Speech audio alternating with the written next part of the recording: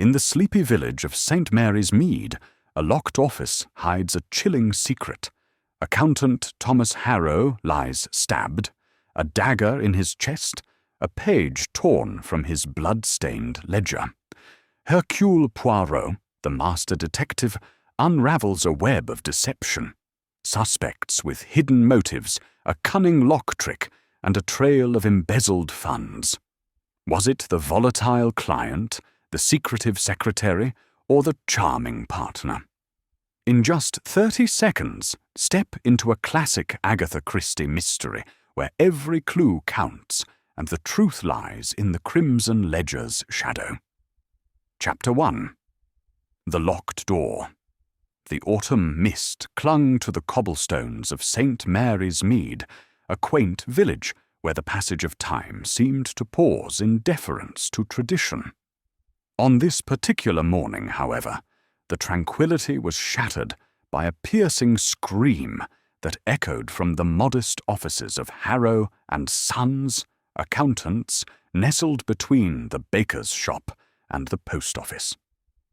The scream drew a small crowd, Mrs. Bantry from the greengrocer's, young Tommy Pierce with his delivery bicycle, and a handful of curious passers-by, all craning their necks toward the first-floor window where the sound had originated. Inside the village inn, Hercule Poirot, the renowned Belgian detective, sat opposite his old friend, Captain Hastings. The two had retreated to St. Mary's Mead for a brief respite, Poirot having declared London's bustle an affront to his little grey cells. He sipped his tisane, a delicate blend he insisted the innkeeper prepare to his exact specifications, while Hastings, ever the Englishman, nursed a cup of strong tea. Their conversation, a light discourse on the virtues of rural life, was interrupted by the arrival of Constable Pock, his face flushed and his helmet slightly askew. "Monsieur Poirot, sir," Pock panted, drawing the attention of the inn's few patrons. "We need your help. There's been a murder. Mr. Thomas Harrow, stabbed dead in his office, and the door locked tight as a drum. No way in or out, and the key in his pocket." Poirot's moustache quivered slightly, a telltale sign of his piqued interest. He set down his cup with deliberate care, his green eyes narrowing. "A locked room, you say? Most intriguing, Constable. The impossible is never so impossible when one applies method. Lead on, if you please." Hastings, ever eager for adventure, grabbed his coat, and the trio made their way through the gathering crowd to the offices of Harrow and Sons. The building was unassuming, its brick facade weathered, but respectable, with a polished brass plaque announcing the firm's name. A narrow staircase led to the first floor, where a small outer office housed a typewriter and stacks of files. Beyond it, a sturdy oak door, now the center of attention, stood closed, its lock gleaming under the constable's lantern. Polk recounted the morning's events with a tremor in his voice. Miss Clara Winters, the firm's secretary, had arrived at 8:00 to find the outer office empty. Assuming Mr. Harrow was already at work, she began her duties until, at 8:30, she knocked on his door to deliver the morning post. Receiving no answer, she tried the handle, found it locked, and grew alarmed.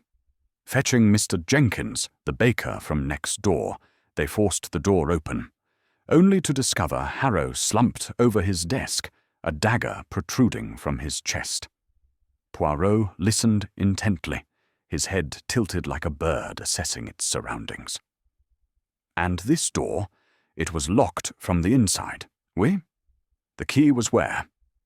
"In his pocket, sir," Polk replied, producing a small brass key from an evidence bag. "No one else has a copy, according to Miss Winters.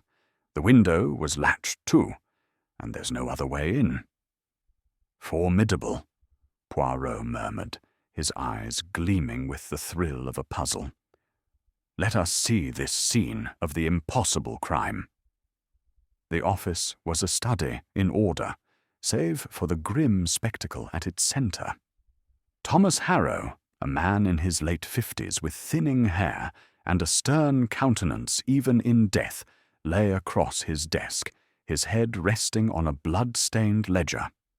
The dagger, an ornate piece with a carved handle, was embedded in his chest, the wound suggesting a single, forceful blow. The ledger, bound in dark leather, lay open, its pages meticulously filled with figures, except for a jagged tear where one page had been removed. A fountain pen had rolled to the floor, and an ink pot had spilled, leaving a dark pool that mingled with the blood. Poirot moved with the precision of a watchmaker, his gloved hands hovering over the scene without touching. He noted the position of the body, the angle of the dagger, and the faint smudge of ink on Harrow's fingers. His gaze lingered on the doorframe, where a barely perceptible scratch marred the polished wood. "Curieux," he said softly, almost to himself. "This scratch, it is not accidental. And the ledger, why remove a single page?" Hastings, peering over Poirot's shoulder, frowned. "It's a queer business, Poirot. A locked room, a missing page. Sounds like something out of a penny. Dreadful." Poirot's lips curved into a faint smile. "Non, mon ami. A penny dreadful lacks the elegance of truth. This crime, it has a purpose, a design. The locked door is not a barrier, but a clue, and the missing page, it is the heart of the matter."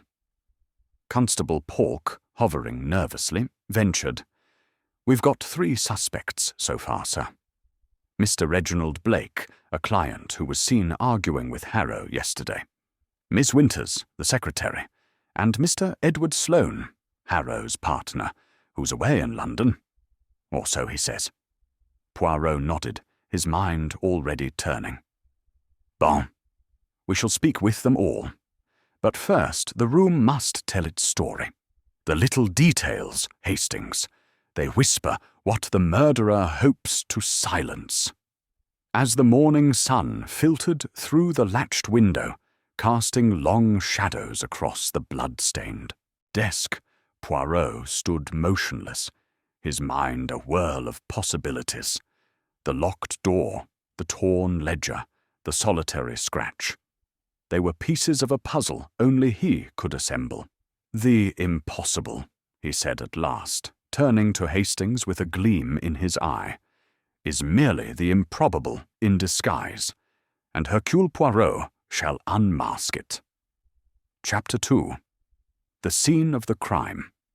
The air in the offices of Harrow and Sons carried a faint metallic tang, a grim reminder of the violence that had shattered the morning's calm in St. Mary's Mead.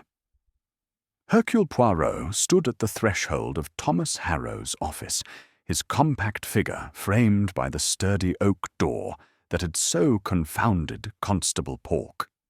The room beyond, bathed in the pale light filtering through a single, tightly latched window, was a tableau of order disrupted by death. Captain Hastings, lingering at Poirot's elbow, shifted uneasily, his gaze darting to the grim figure of Harrow slumped across his desk. The constable, stationed by the door, mopped his brow with a handkerchief, his earlier agitation barely subdued. Poirot's green eyes, sharp as cut glass, surveyed the scene with meticulous care. He moved forward with the deliberate grace of a cat, his polished shoes silent on the polished floorboards. The office was modest, but dignified, its oak-panelled walls adorned with a single-framed certificate proclaiming Harrow's membership in the Chartered Accountants Society. A heavy mahogany desk dominated the room, its surface cluttered with the tools of Harrow's trade.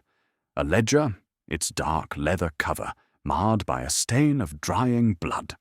A fountain pen, lying askew as if flung in haste, and an ink-pot overturned, its contents pooling in a dark, viscous smear that mingled with the blood seeping from Harrow's wound. The dagger, its ornate handle carved with a pattern of vines, protruded from the accountant's chest, a silent accusation in the stillness. "Monsieur Harrow," Poirot murmured, almost as if addressing the corpse, "you have left us a puzzle most intriguing." He bent closer, his gloved hands hovering over the body without touching, his moustache twitching as he noted the angle of the dagger. It had been driven in with force, the blade piercing the heart with surgical precision. Harrow's face, frozen in death, bore an expression of surprise rather than pain, as if the blow had caught him unawares.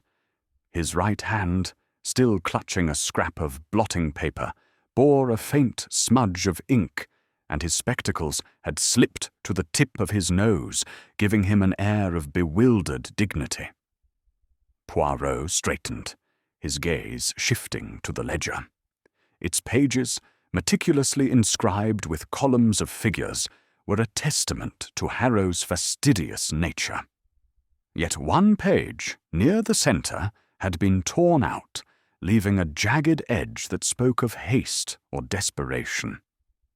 "This ledger," Poirot said, turning to Hastings, "it is the heart of the matter, mon ami. Why remove a single page? What secret did it hold that was worth a man's life?"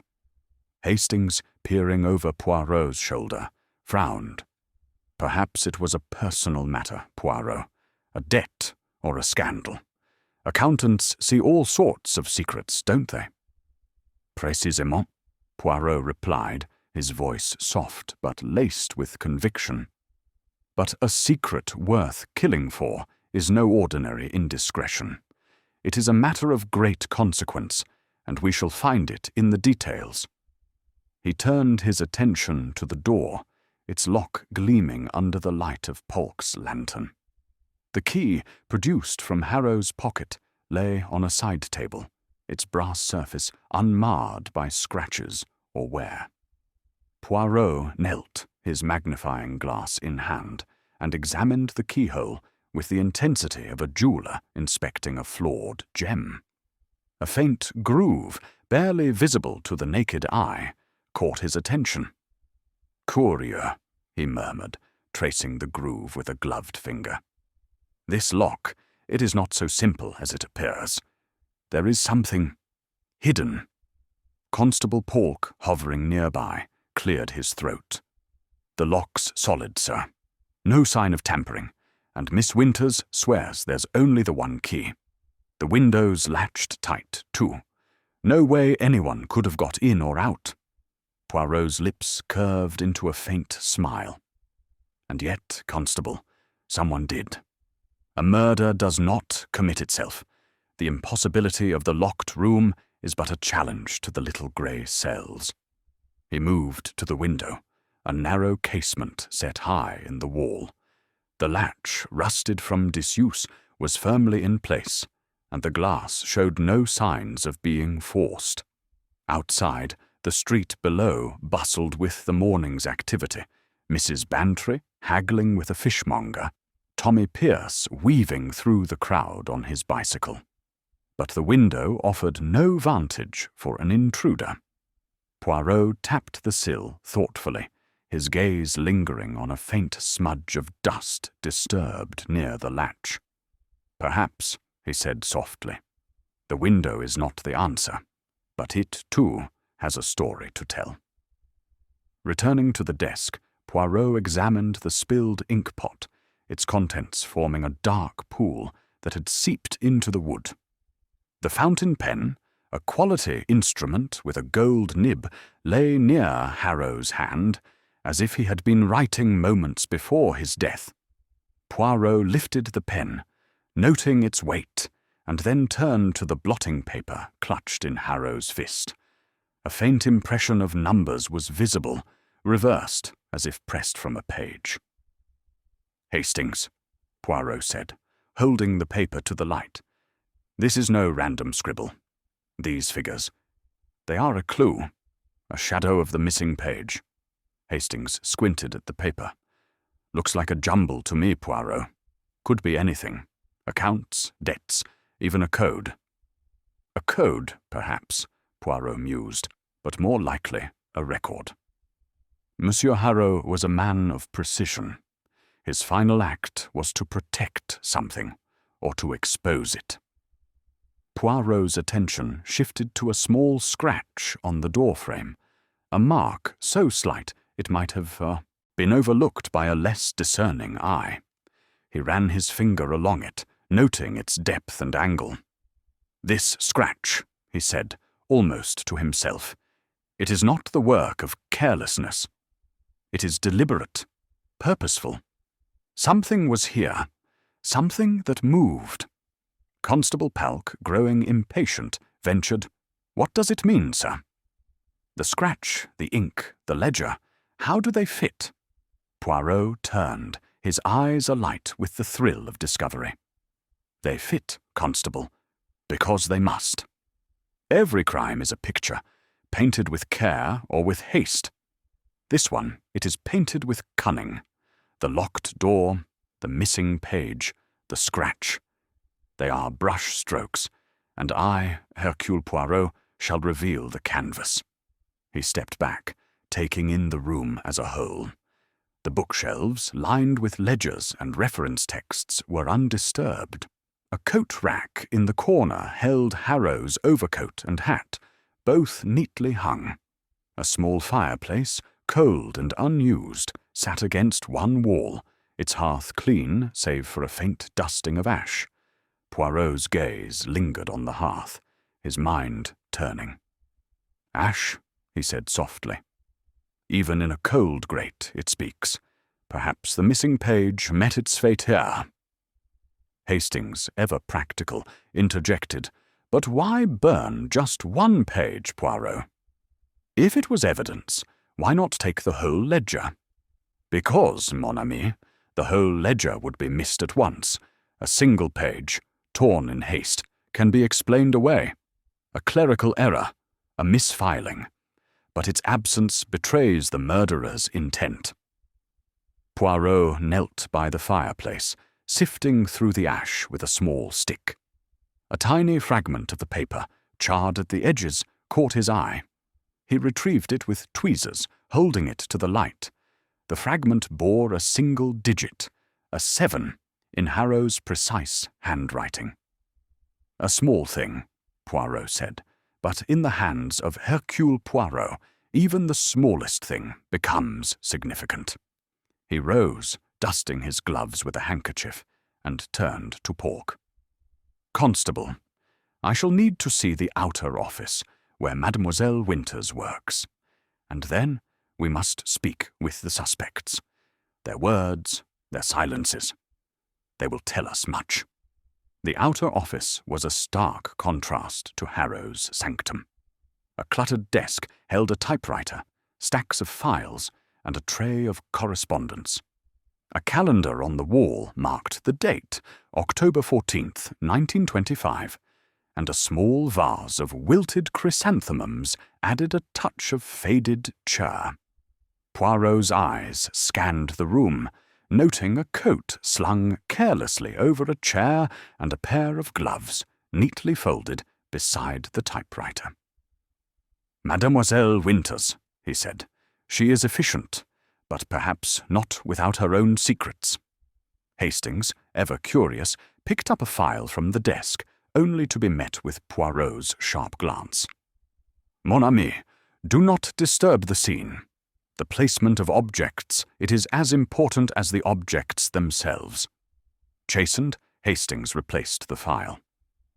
"Sorry, old chap. Just thought it might hold a clue." "It may," Poirot conceded. "But we shall find it with method, not with haste." Poirot moved to the typewriter, pressing a key experimentally. The ribbon, freshly inked, produced a crisp letter. He nodded, satisfied, and then examined the coat. A faint scent of lavender clung to it, suggesting its owner was female. "Mademoiselle Winters, perhaps," he said, "or another who visits this office. We shall see." He turned to Polk, who was watching with a mixture of awe and impatience. "Constable, tell me of the suspects. Monsieur Blake, Mademoiselle Winters, Monsieur Sloane. Who are they, and what is their connection to the late Monsieur Harrow?" Polk, eager to be useful, launched into a summary. "Mr. Reginald Blake's a client, sir. A big man in textiles. He's got a temper. Everyone in the village knows it. He was here yesterday, arguing with Harrow about some accounts. Miss Clara Winters is the secretary. Been with the firm 3 years. Quiet lass, keeps to herself, but sharp as a tack. Mr. Edward Sloane's Harrow's partner, a proper gentleman, always dressed to the nines. He's in London today, or so he says, meeting a client." Poirot nodded, his mind cataloguing each detail. "Bon. And the argument with Monsieur Blake, what was its nature?" "Something about discrepancies, sir. Blake was shouting loud enough for the baker to hear next door. Said Harrow was accusing him of something, but he wouldn't have it." "Accusations," Poirot said, his voice thoughtful. "They are dangerous things, Constable. They provoke, they wound, they kill." He returned to the inner office, standing once more before Harrow's body. The accountant's lifeless eyes seemed to plead for justice, and Poirot felt a familiar resolve settle over him. "Monsieur Harrow," he said softly, "you were a man of numbers, of order. Yet your death is chaos. I shall restore the balance, for that is the way of Hercule Poirot." He turned to Hastings, his expression resolute. "Come, mon ami. The scene is set. The players are named. Now we shall listen to their stories, and in their words, or their silences, we shall find the truth." As they left the office, the crowd outside had grown, their whispers a soft hum against the morning's chill. Poirot paused, his gaze sweeping over the villagers, and for a moment he seemed to see beyond them, to the heart of the mystery itself. "The scene of the crime," he said to Hastings. "It is not just a room, but a stage. And the murderer, he has played his part. But he cannot hide from Hercule Poirot." Chapter 3. The Suspects Assemble. The morning mist had lifted from St. Mary's Mead, leaving the village square bathed in a pale autumnal light that did little to warm the chill of the tragedy at Harrow and Sons. Hercule Poirot, having completed his meticulous examination of the crime scene, now stood in the outer office, where the air was thick with the scent of typewriter ink and the faint, lingering trace of Miss Winters' lavender perfume. Captain Hastings, ever at his side, adjusted his tie nervously, his eyes darting toward the door as Constable Polk ushered in the 3 individuals whose lives had been irrevocably entangled by Thomas Harrow's death. Poirot's posture was erect, his hands clasped behind his back, his moustache impeccably symmetrical. He observed the trio with the keenness of a falcon, noting every gesture, every flicker of expression. "Bon," he said, his voice calm but commanding. "We are gathered to unravel the mystery of Monsieur Harrow's death. Each of you, I am certain, has a story to tell. And I, Hercule Poirot, shall listen, not only to your words, but to the silences between them." The first to enter was Mr. Reginald Blake, a broad-shouldered man in his late 40s, whose ruddy complexion and heavy brows suggested a temperament as volatile as the textile mills that had made his fortune. His tweed suit, though well-tailored, was slightly dishevelled, as if he had dressed in haste. He carried a silver-topped cane, which he gripped tightly, his knuckles whitening as he surveyed the room. His eyes, dark and restless, avoided the closed door to Harrow's office, where the accountant's body still lay. Next came Miss Clara Winters, the secretary, a woman of perhaps 28, whose pale, delicate features were framed by a neat chignon of chestnut hair. Her grey dress was modest, her demeanour composed, but Poirot noted the faint tremor in her hands as she clasped them before her. She stood slightly apart, her gaze fixed on the floor, as if unwilling to meet the eyes of her companions, or perhaps the detective himself. Last was Mr. Edward Sloane, Harrow's business partner, who had arrived from London with an air of polished confidence that seemed almost theatrical. His suit was immaculate, his dark hair sleek with pomade, and his smile, though courteous, carried a hint of calculation. He leaned casually against the desk, one hand in his pocket, the other adjusting a gold cufflink. "A dreadful business, Mr. Poirot," he said, his voice smooth as polished oak. "I came as soon as I heard." Poirot inclined his head, his eyes never leaving Sloane's face. "Your promptness is noted, Monsieur Sloane. And yet a murder waits for no man. Let us begin."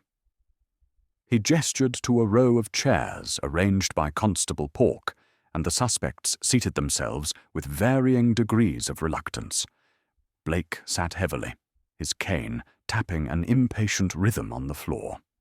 Winters perched on the edge of her chair, her hands still clasped tightly. Sloane crossed one leg over the other, his smile unwavering, as if he were attending a board meeting rather than a murder inquiry. Poirot paced slowly before them, his steps measured, his voice deliberate. "Monsieur Harrow was found this morning, stabbed in his locked office, a page torn from his ledger. The key was in his pocket. The window latched. The door unforced. A puzzle, none? Yet every puzzle has a solution, and every crime a motive. I wish to hear your accounts of this morning, where you were, what you did, what you saw." Blake spoke first, his voice gruff and tinged with defiance. "I was at my estate, Bramble Hall, all morning. Left the village yesterday, after a meeting with Harrow. My housekeeper can vouch for me. Mrs. Grayson, she's called. I was nowhere near this place when it happened." Poirot's eyes narrowed slightly. "Your meeting with Monsieur Harrow? It was not amicable, I understand." "An argument, perhaps?" Blake's jaw tightened, and he shifted in his chair. "Harrow was poking his nose where it wasn't wanted, accusing me of mismanaging my accounts. Absolute rot. I told him so, and left. That was yesterday afternoon. Haven't been back since." "Accusations," Poirot said softly. "They are like sparks, Monsieur Blake. They ignite tempers, and sometimes worse. You left at what hour?" 4 o'clock, maybe 5, Blake muttered. "Ask Jenkins, the baker. He saw me go." Poirot made a mental note, his gaze lingering on Blake's cane, which bore a faint nick near the silver top. "Merci, monsieur. We shall verify. And you, Mademoiselle Winters?" Clara Winters raised her eyes, her voice steady but soft, like the rustle of leaves. "I arrived at 8, as always. The outer office was empty, and Mr. Harrow's door was closed. I assumed he was already working. He often came early. I sorted the post, typed some letters, and didn't think anything was wrong until—" Her voice faltered, and she swallowed. "Until I knocked and got no answer. I called Mr. Jenkins, and we found him." Poirot studied her, noting the way her fingers tightened around each other. "You heard nothing unusual, mademoiselle? No voices, no footsteps?" She shook her head. "Nothing, Mr. Poirot. Just the usual sounds. The typewriter, the street outside. It was so ordinary." "Ordinary," Poirot repeated, his tone thoughtful. "And yet, mademoiselle, The ordinary can conceal the extraordinary. You have worked here 3 years, oui? You knew Monsieur Harrow well? Well enough, she said, her eyes flickering briefly toward Sloane before returning to the floor. He was a good employer, very particular about his work. Poirot's moustache twitched. That glance, so fleeting, spoke volumes. Bon. And you, Monsieur Sloane? Sloane leaned forward, his smile broadening. I was in London, Mr. Poirot, at the Savoy. Had a breakfast meeting with a client, Mr. Percival Langdon, a wine merchant. I caught the early train back when I got Pulk's telegram. Dreadful shock, of course. Poor old Harrow. Your meeting. It was at what time? Poirot asked, his tone deceptively mild. 7:30, Sloane replied smoothly. Langdon's a stickler for punctuality. We were done by 9, and I was at the station by 10. I've got the hotel bill, and the train ticket to prove it. Most convenient, Poirot said, his eyes gleaming. A man with an alibi is like a house with a locked door. It invites scrutiny. You and Monsieur Harrow, you were partners for how long? 5 years, Sloane said, his smile unshaken. We built this firm together. He handled the numbers, I handled the clients. A perfect arrangement. Perfect, Poirot echoed, until it was not. Tell me, Monsieur Sloane, did you ever disagree with Monsieur Harrow? A business matter, perhaps? Sloane's smile faltered for a fraction of a second. Oh, the usual tiffs.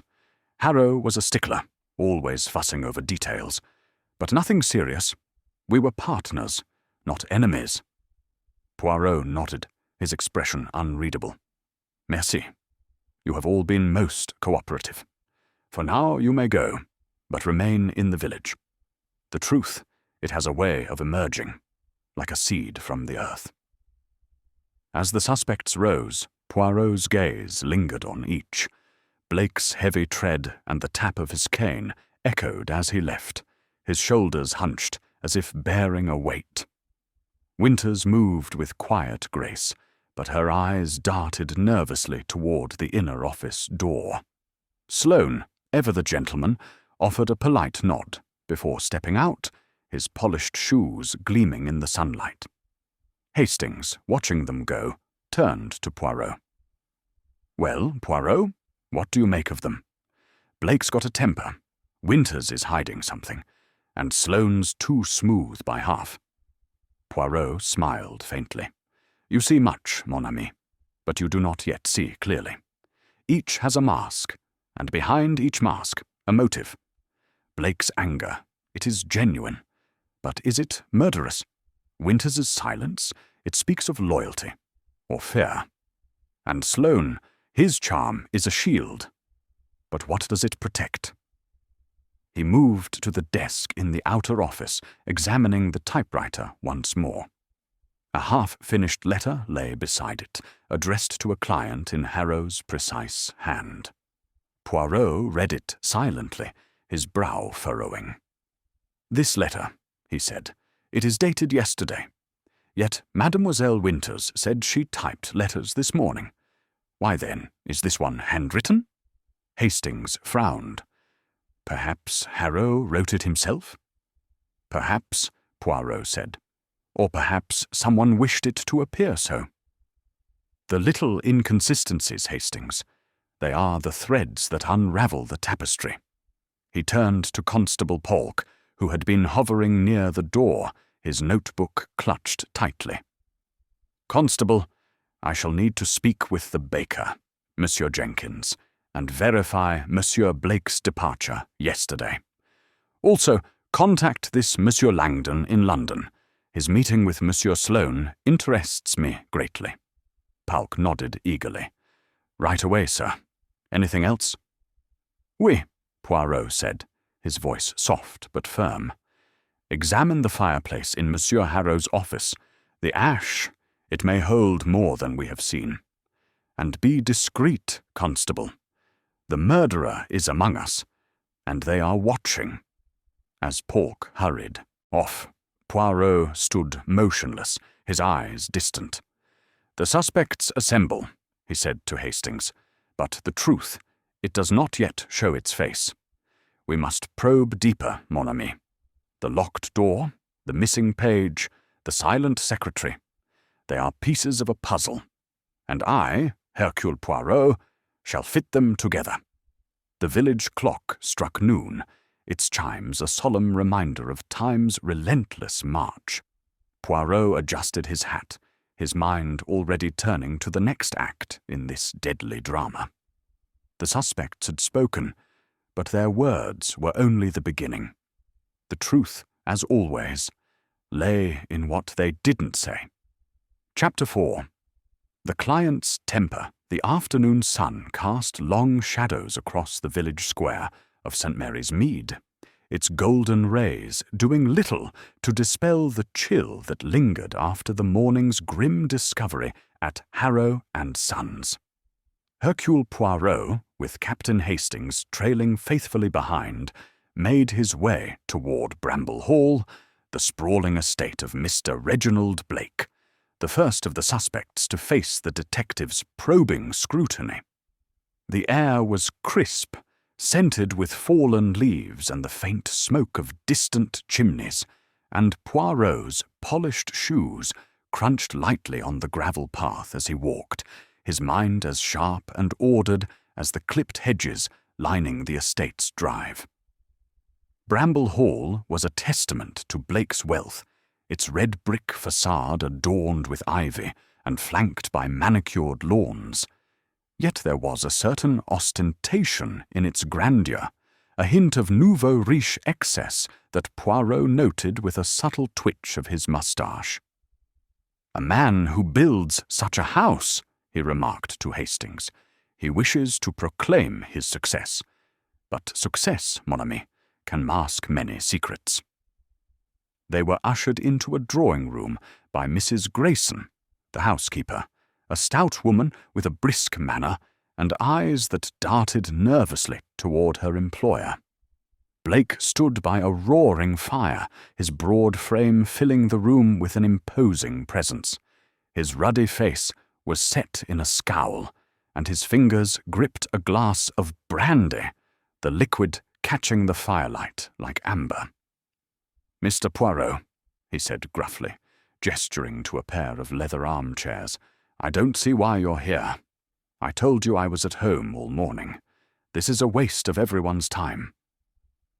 Poirot settled into a chair, his posture impeccable, his hands folded neatly in his lap.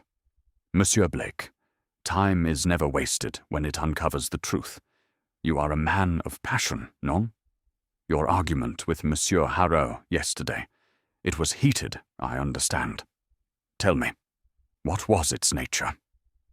Blake's scowl deepened, and he took a swig of brandy before answering. "Harrow was out of line, that's what, accusing me of cooking my books, as if I'd stoop to such nonsense. My mills are thriving. Everyone in the county knows it. He had some fool idea about discrepancies in my accounts, said he'd found irregularities. I told him to mind his own business and left. That's all there was to it." Poirot's eyes gleamed, catching the faint tremor in Blake's voice. "Irregularities, you say? Most interesting. And this argument, it took place in his office? At what hour?" "Around 4, Blake said, his tone curt. "I was there barely 10 minutes. Jenkins, the baker, saw me leave. Ask him." "Indeed I shall," Poirot said smoothly. "But let us be precise, monsieur. You left in anger, oui? And yet you returned home and remained here this morning, when Monsieur Harrow was killed. Mrs. Grayson confirms this." Blake nodded, his grip tightening on the glass. "She brought me breakfast at 7. I was in the study all morning, going over correspondence. Haven't left the estate since yesterday." Poirot's gaze drifted to Blake's hands, noting a faint blue stain on the cuff of his shirt, barely visible beneath the sleeve of his jacket. "Your cuff, Monsieur Blake," he said, his voice deceptively mild. "It bears a mark of ink, does it not? The same ink, perhaps, as that spilled on Monsieur Harrow's desk?" Blake glanced down, his expression flickering with surprise before he recovered. "Ink? Must have got it signing checks. I handle my own accounts sometimes. Nothing unusual about that." "Nothing unusual," Poirot echoed, his tone laced with a faint irony. "And yet, in a murder, everything is unusual. Tell me, monsieur, did you ever see the ledger from which the page was torn? Did Monsieur Harrow show you this irregularity?" Blake's eyes narrowed, and he set his glass down with a thud. "He waved that damned ledger at me, yes, said it proved something, but I didn't look at it. I don't need to pore over numbers to know my business is sound." Poirot nodded, his expression unreadable. "Bon, you are a man of action, not numbers. But action, monsieur, can lead to consequences. Your cane, for instance. It is a fine piece, non? May I see it?" Blake hesitated, then handed over the silver-topped cane. Poirot examined it closely, noting the nick near the handle, its edges sharp and recent. "A curious mark," he said, turning the cane in his gloved hands. "It reminds me of a scratch on the door-frame in Monsieur Harrow's office. A coincidence, perhaps." Blake's face reddened. "I don't know anything about scratches or door-frames. That cane's been with me for years. Gets knocked about, that's all." "Naturellement," Poirot said, returning the cane with a polite smile. "But the little grey cells, they notice such things. They wonder, they question, and they do not rest until the answers are clear." Hastings, who had been silent, leaned forward. "Look here, Blake, you can't deny you had a motive. If Harrow was accusing you of fraud, that's reason enough to want him out of the way." Blake shot to his feet, his voice booming. "Fraud? I'll not have my name dragged through the mud.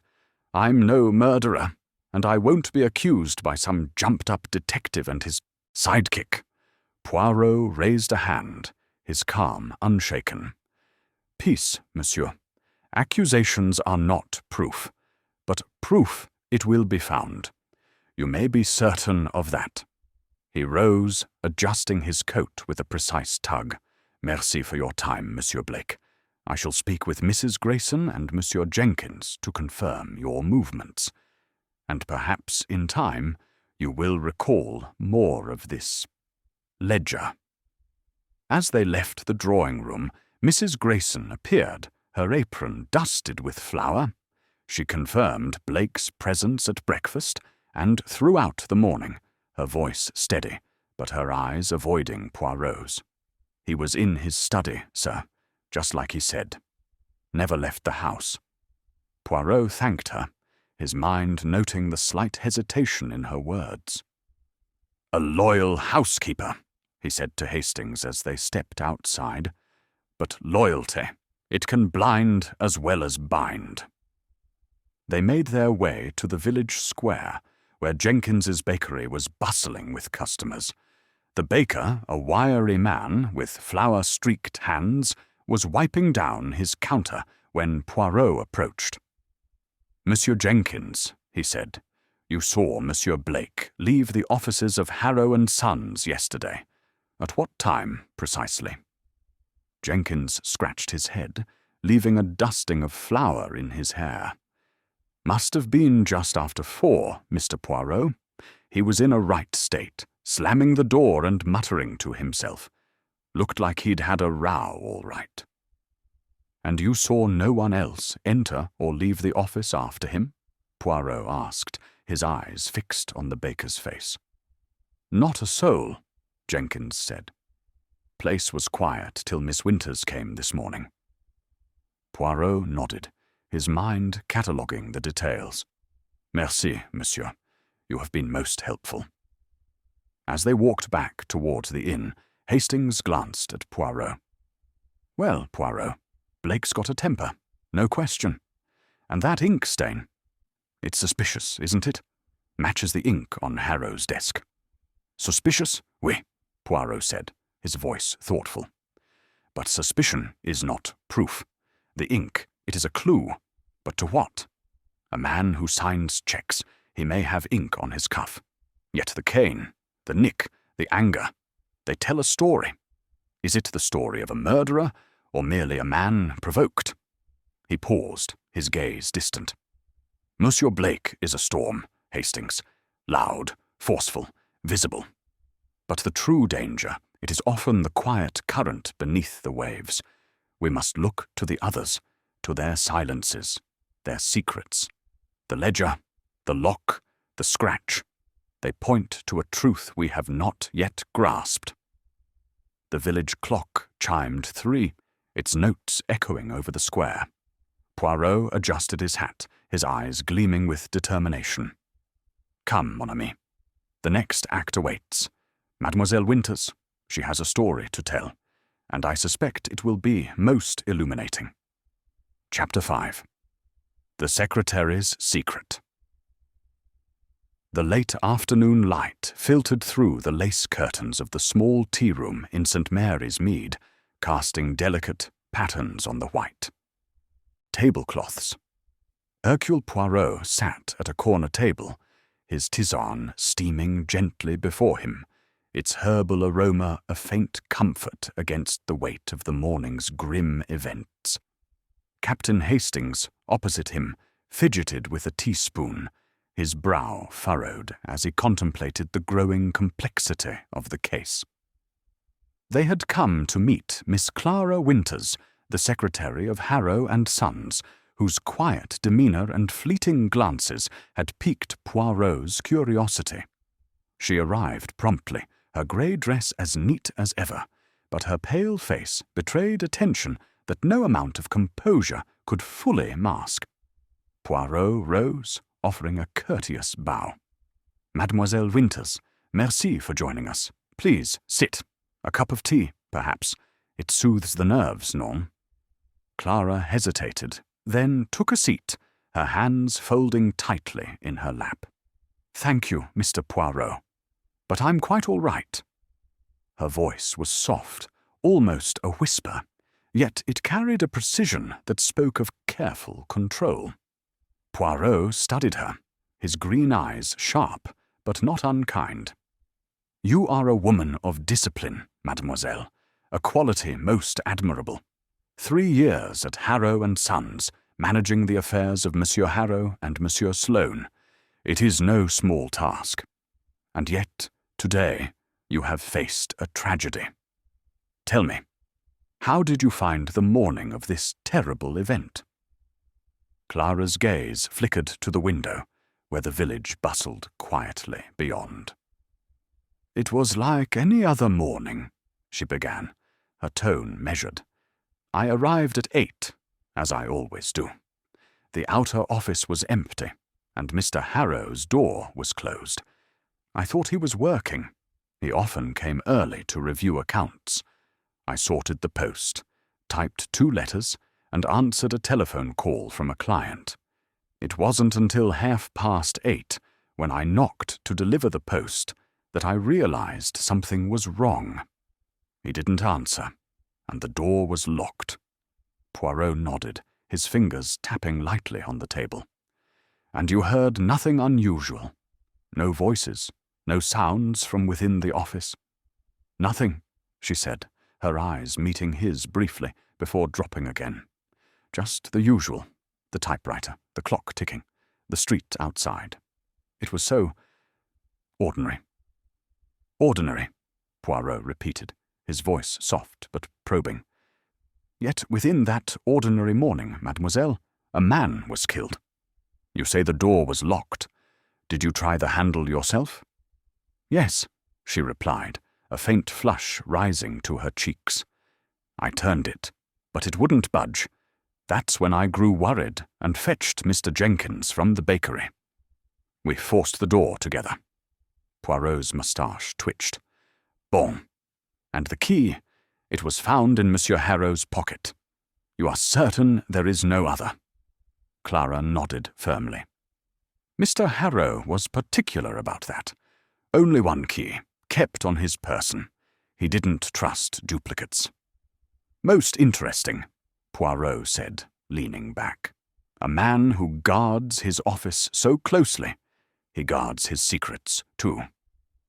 Tell me, mademoiselle, you worked closely with Monsieur Harrow. Did he ever speak of these secrets? Of discrepancies, perhaps, in the accounts?"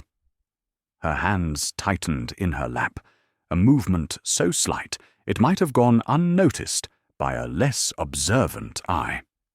"Mr. Harrow was meticulous," she said carefully. "He often spoke of accuracy, of ensuring the books were correct. If there were discrepancies, he would have investigated them himself. He didn't share such matters with me." Poirot's gaze softened, but his tone remained incisive. "And yet, mademoiselle, a page was torn from his ledger, a page that perhaps held a truth he could not ignore. You had access to this ledger, no? You typed his letters, filed his papers. Did you ever see this page?" Clara's breath caught, and for a moment her composure wavered. I saw the ledger often, yes, but I didn't read it closely. My job was to organize, not to audit. If a page was missing, I wouldn't have noticed until it was pointed out." Poirot leaned forward, his voice gentle but unrelenting. "Mademoiselle, you are loyal, and loyalty is a virtue. But it can also be a burden. You tremble when we speak of the ledger. Why is this?" Her eyes widened, and she clasped her hands tighter, as if to still them. "I'm upset, Mr. Poirot. Mr. Harrow was a good man, and to see him like that, it's dreadful. That's all." Hastings, unable to resist, interjected. "Come now, Miss Winters, you must know more than you're letting on. You were in that office every day. If Harrow was on to something, you'd have seen it, wouldn't you?" Clara's lips pressed into a thin line, and she turned to Hastings, her voice sharper than before. "I did my job, Captain Hastings. I typed, I filed, I answered calls. I didn't pry into Mr. Harrow's work, and he didn't invite me to." Poirot raised a hand, calming the exchange. "Peace, mon ami.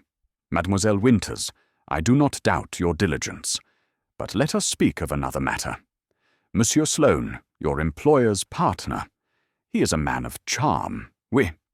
You have worked with him closely, too. Did he and Monsieur Harrow ever disagree?" Clara's flush deepened, and her eyes darted away. "They were partners," she said, her voice barely above a whisper. "They had their differences, but nothing serious. Mr. Sloane handled clients. Mr. Harrow handled the books. They each had their role." Poirot's eyes gleamed, catching the subtle shift in her tone. "And you, mademoiselle, what was your role with Monsieur Sloane? A secretary serves both partners, non? You typed his letters, perhaps, or managed his appointments?" "Yes," she said, her voice steadying. "I assisted both. Mr. Sloane was kind. He appreciated my work."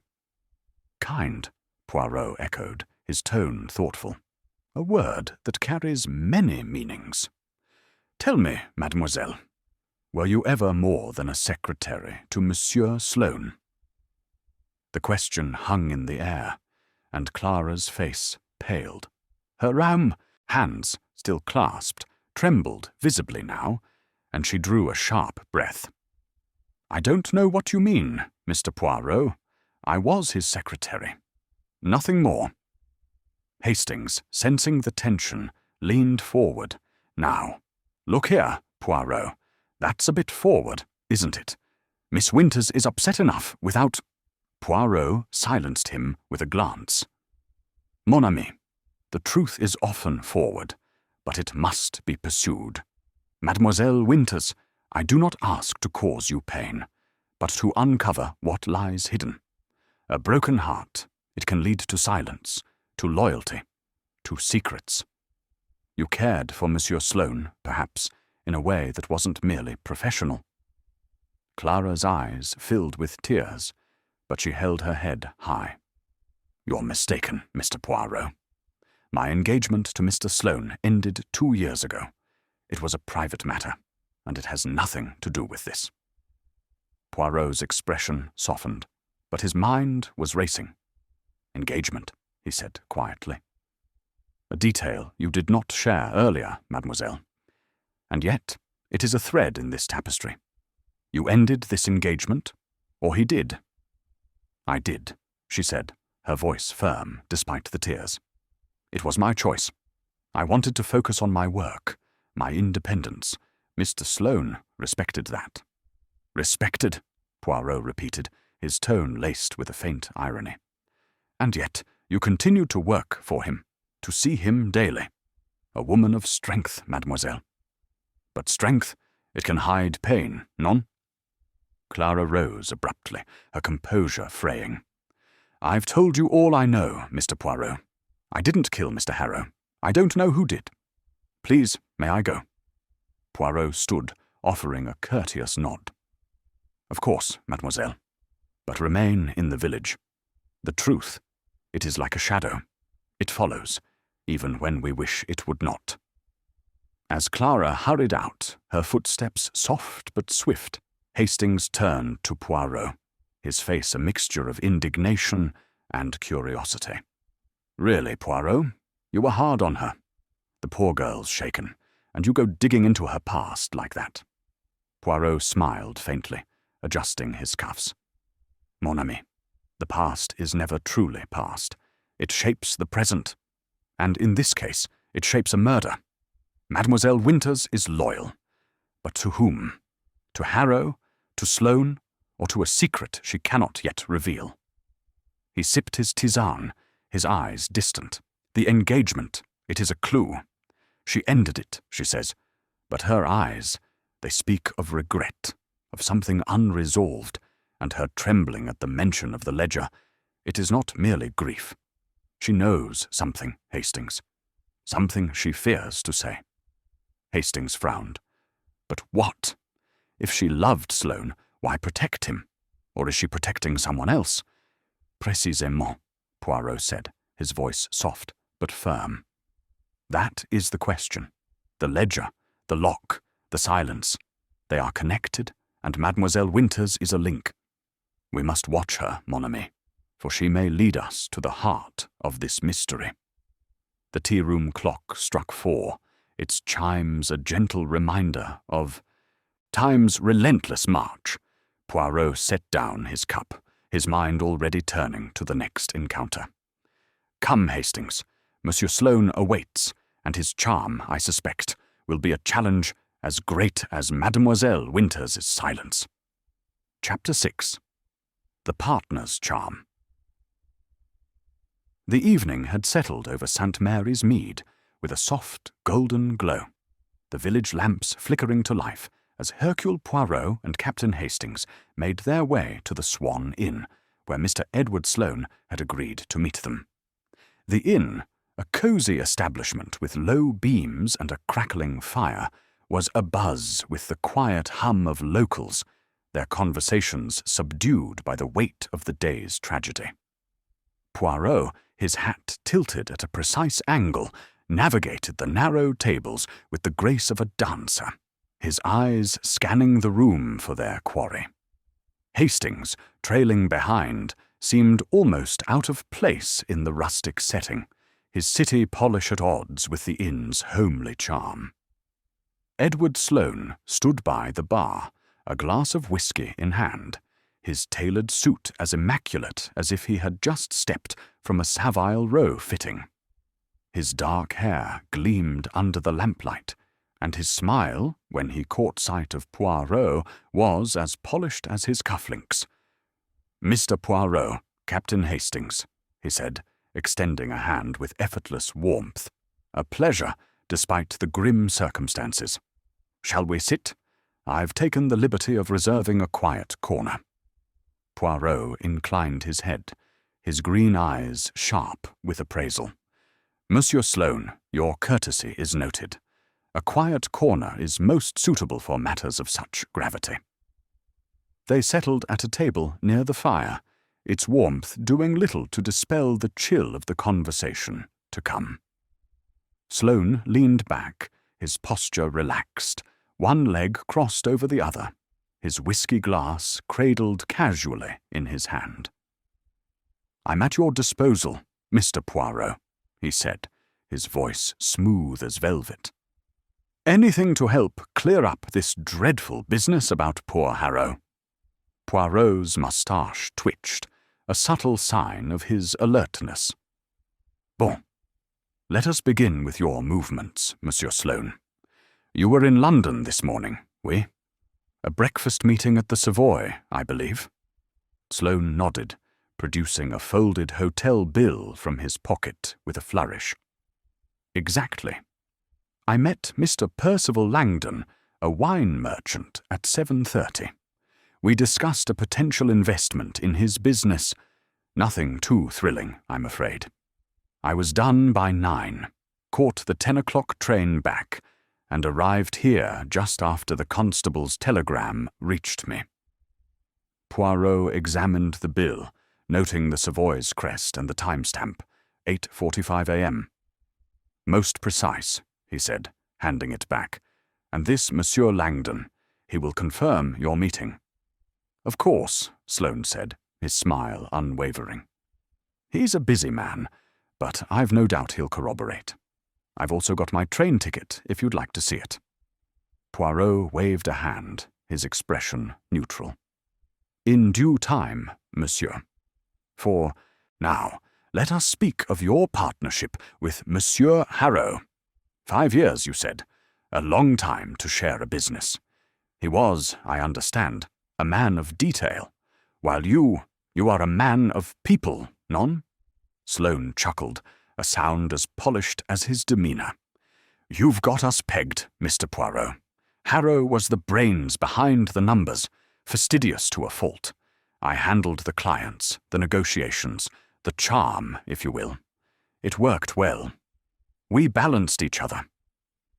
"Balance," Poirot said, his tone thoughtful. "A delicate thing, easily disrupted. Were there ever disagreements, Monsieur Sloane? A matter, perhaps, where your charm could not smooth the way?" Sloane's smile flickered, but only for a moment. "Oh, we had our spats, like any partners.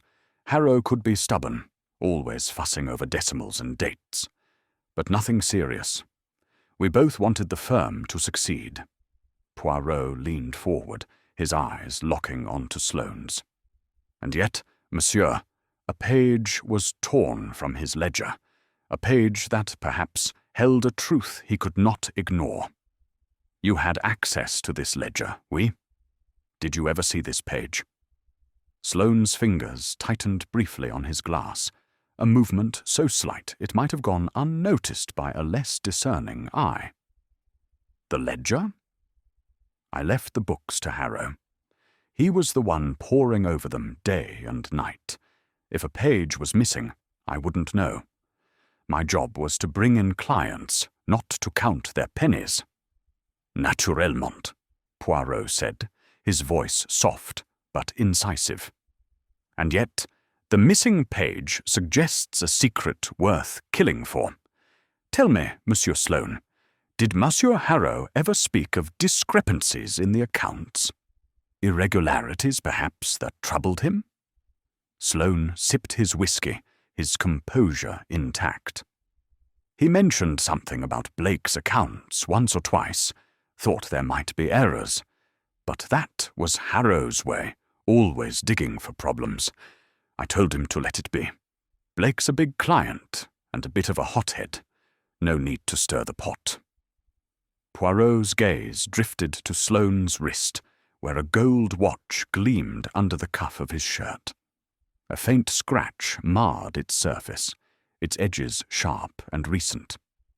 "Your watch, monsieur," Poirot said, his tone deceptively casual. "It is a fine piece, but it bears a mark, non? A scratch. much like one I observed on the doorframe of Monsieur Harrow's office. Sloane glanced at his watch, his smile tightening. This old thing?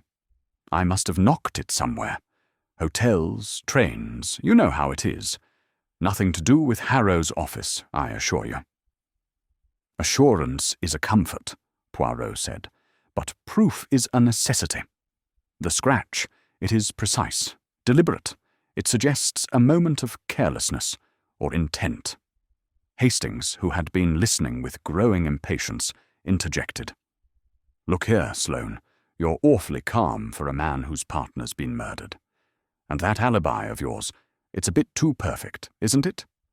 London, the Savoy, a train. Ticket all ready to show. Sloane's eyes flashed, but his smile held. I'm calm, Captain, because I've nothing to hide. I liked Harrow, and I'm as shocked as anyone. As for my alibi, it's not perfect. It's true. Check with Langdon. Check the hotel. I wasn't here when it happened.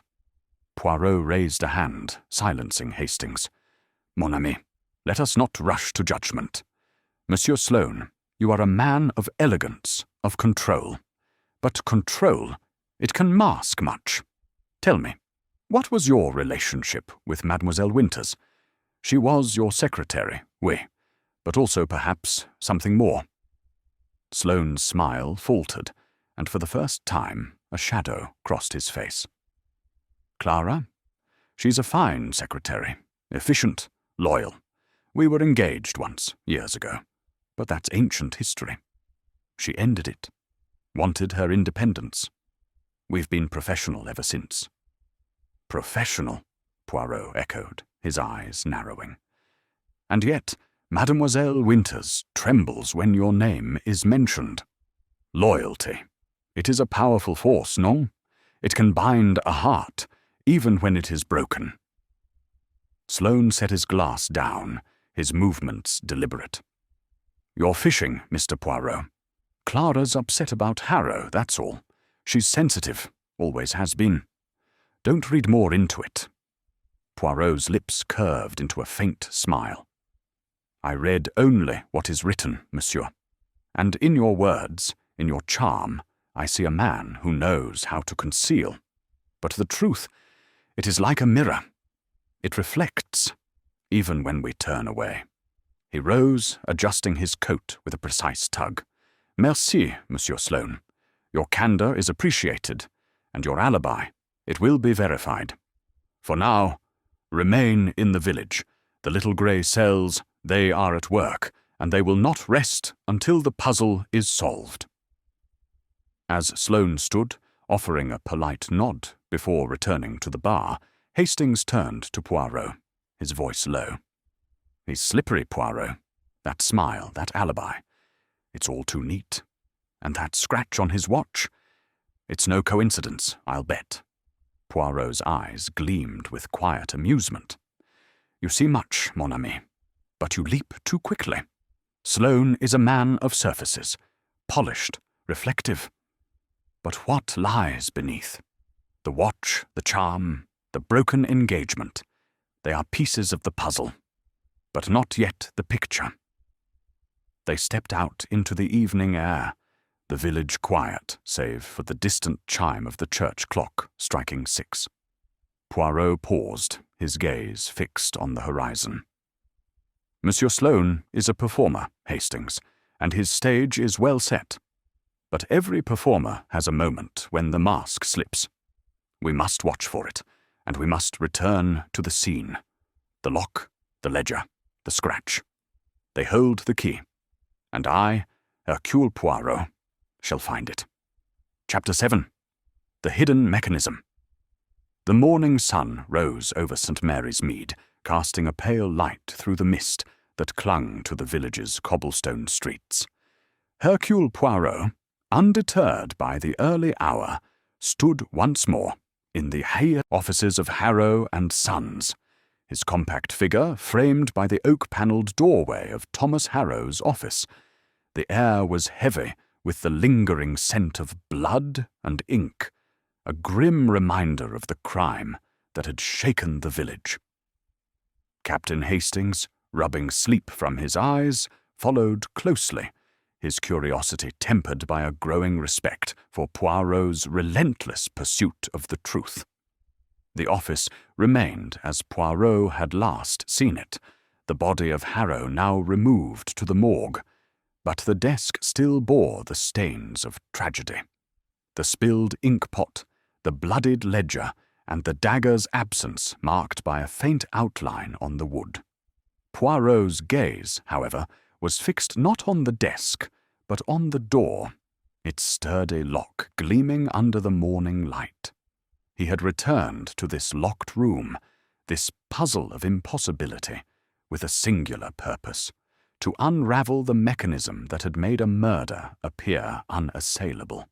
"Mon ami," Poirot said, turning to Hastings, "the locked door is the heart of this mystery. It is not merely a barrier, but a deception, a sleight of hand. We must find how it was done, for in that answer lies the murderer." Hastings frowned, glancing at the door. But Poirot, the key was in Harrow's pocket, the window latched, and Polk swears the lock wasn't tampered with. How could anyone get in or out? Poirot's moustache twitched, a spark of triumph in his eyes. "Précisément, Hastings. The impossibility is what makes it possible. A lock that appears secure, a key that appears singular. These are the tools of a clever mind. Come, let us examine this door with the eyes of Hercule Poirot." He knelt before the lock, his magnifying glass in hand, its lens catching the light as he peered into the keyhole. The brass was polished, unmarred by obvious scratches, but Poirot's keen eye detected the faint groove he had noted before, a subtle irregularity within the mechanism itself. He traced it with a gloved finger, his brow furrowing in concentration. "Curieux," he murmured. "This groove, it is not the work of wear. It is deliberate, precise. A hidden mechanism, perhaps?" Hastings, peering over his shoulder, shook his head. "A hidden mechanism in a simple office lock. That sounds like something out of a novel, Poirot." Poirot smiled faintly, undeterred. "The novels, mon ami, they take their inspiration from life. And life, it is full of clever tricks. Observe." He produced a small tool from his pocket, a slender probe, no thicker than a needle, and inserted it into the keyhole. With a delicate twist, he felt a faint resistance, followed by a soft click. The lock, which had seemed so unyielding, gave way slightly, revealing a secondary catch within. Poirot's eyes gleamed. "Voilà! A spring, concealed within the lock. It holds the bolt in place, even when the key is turned. The door appears locked, but with the right touch, it opens." Hastings's jaw dropped. "Good Lord, Poirot, you mean the murderer could have slipped out, leaving the door locked behind them?" "Exactement," Poirot said, rising with a satisfied nod. The key in Harrow's pocket was a distraction, a prop in the murderer's play. They entered, killed, and exited, using this hidden spring to secure the door. Then they placed the key on the body to complete the illusion of an impossible crime. He stepped back, gesturing to the doorframe, where the faint scratch he had noticed earlier stood out in the morning light. "And this mark, Hastings, it is the accomplice of the lock. Something brushed against it, something metallic, perhaps, as the murderer worked their trick." Hastings rubbed his chin, his mind racing. "A tool, maybe. Or that and cane of Blake's. It had a nick, didn't it?" Poirot's eyes narrowed. "The cane, oui, or perhaps the watch of Monsieur Sloane, with its matching scratch. But we must not leap, mon ami. The mechanism tells us how, but not who. We must test this theory." He called for Constable Polk, who arrived promptly, his notebook clutched like a talisman. "Constable," Poirot said, I require a locksmith, one familiar with such mechanisms. There is a craftsman in the village, no? A Monsieur Hargreaves, perhaps?" Polk nodded eagerly. "Aye, sir. Old Hargreaves knows locks better than anyone. He fitted this one for Harrow years ago." "Bon," Poirot said. "Fetch him at once, and bring me any tools or keys found in this office or among the suspect's possessions. The smallest detail may be the key to the truth." While Polk hurried off, Poirot returned to the desk, his attention drawn once more to the ledger. Its torn edge, where a page had been ripped out, seemed to mock his efforts. He opened it carefully, noting the meticulous entries in Harrow's hand. Dates, figures, client names, all in perfect order, save for the missing page. "This ledger," he said to Hastings, "it is the motive, the secret that cost Harrow his life. But what did it contain? A record of fraud? A betrayal?" Hastings, ever practical, ventured, "Could it be Blake's accounts?" He was furious about Harrow's accusations. Maybe he tore it out to hide something. "Possible," Poirot said, "but too simple, perhaps. Blake is a man of temper, not subtlety. This crime, it is subtle, planned. The lock, the page, they speak of a mind that calculates, that conceals." He moved to the fireplace, where the faint dusting of ash still lingered. Kneeling, he sifted through it with his tweezers, retrieving another charred fragment of paper. This one bore a partial word, trans, in Harrow's precise script. "A transaction," Poirot murmured, "or a transfer." The missing page, it was burned, but not entirely destroyed. The murderer was careless or hurried. Hastings leaned closer, his excitement growing. "That's something, Poirot. If we can find more fragments, we might piece together what was on that page." Poirot nodded, slipping the fragment into an envelope. "Oui, but we must also consider why it was burned. To destroy evidence, yes, but why here, in Harrow's own fireplace? It suggests a familiarity with the office, a confidence that no one would look." Polk returned with Mr. Hargreaves, a stooped man with gnarled hands and a keen eye for mechanical detail. The locksmith examined the lock, his fingers deftly probing the keyhole. "Well, I'll be," he muttered. "There's a spring in there all right. Not my work, mind you. Someone's tampered with it, added a catch that holds the bolt even when the key's turned. Clever bit of work, but not invisible." Poirot's eyes gleamed. "Merci, Monsieur Hargreaves. And this catch, it could be operated without the key?" "Aye," Hargreaves said, nodding. "With a thin tool, you could set it from the inside, slip out, and the door'd stay locked. Key wouldn't matter." "Formidable," Poirot said, his voice alight with satisfaction. "The impossible murder is no longer impossible. The murderer entered, killed, and left, leaving the door locked and the key in Harrow's pocket to deceive us." Hargreaves produced a small tool from his kit, a slender probe not unlike Poirot's. "Found this in the office, sir, near the coat rack. Could have been used for the job." Poirot examined the tool, its tip bearing a faint scratch that matched the door frame's mark. "Excellent," he said. "This is a piece of the puzzle, Constable. Keep it safe, and compare it to any tools owned by our suspects. Monsieur Blake's cane, Monsieur Sloane's watch, Mademoiselle Winters's desk. Check them all." As Hargreaves and Polk departed, Hastings turned to Poirot, his face a mixture of awe and frustration. "You've cracked it, Poirot. The lock, the spring, it's brilliant. But who did it? Blake's got the temper, Sloane's got the charm, and Winters, well, she's hiding something, isn't she?" Poirot smiled, adjusting his hat. "Patience, mon ami. The mechanism reveals the how, but the who remains elusive. The ledger, the ash, the scratch, they point to a motive, a secret. We must now look to the heart of Harrow and Sons, the accounts themselves. The bank, Hastings. It will tell us what the ledger cannot. The village clock struck 9, its chimes echoing through the quiet streets. Poirot stepped out into the morning, his mind a whirl of connections. "The hidden mechanism," he said softly. "It is but one layer of this crime.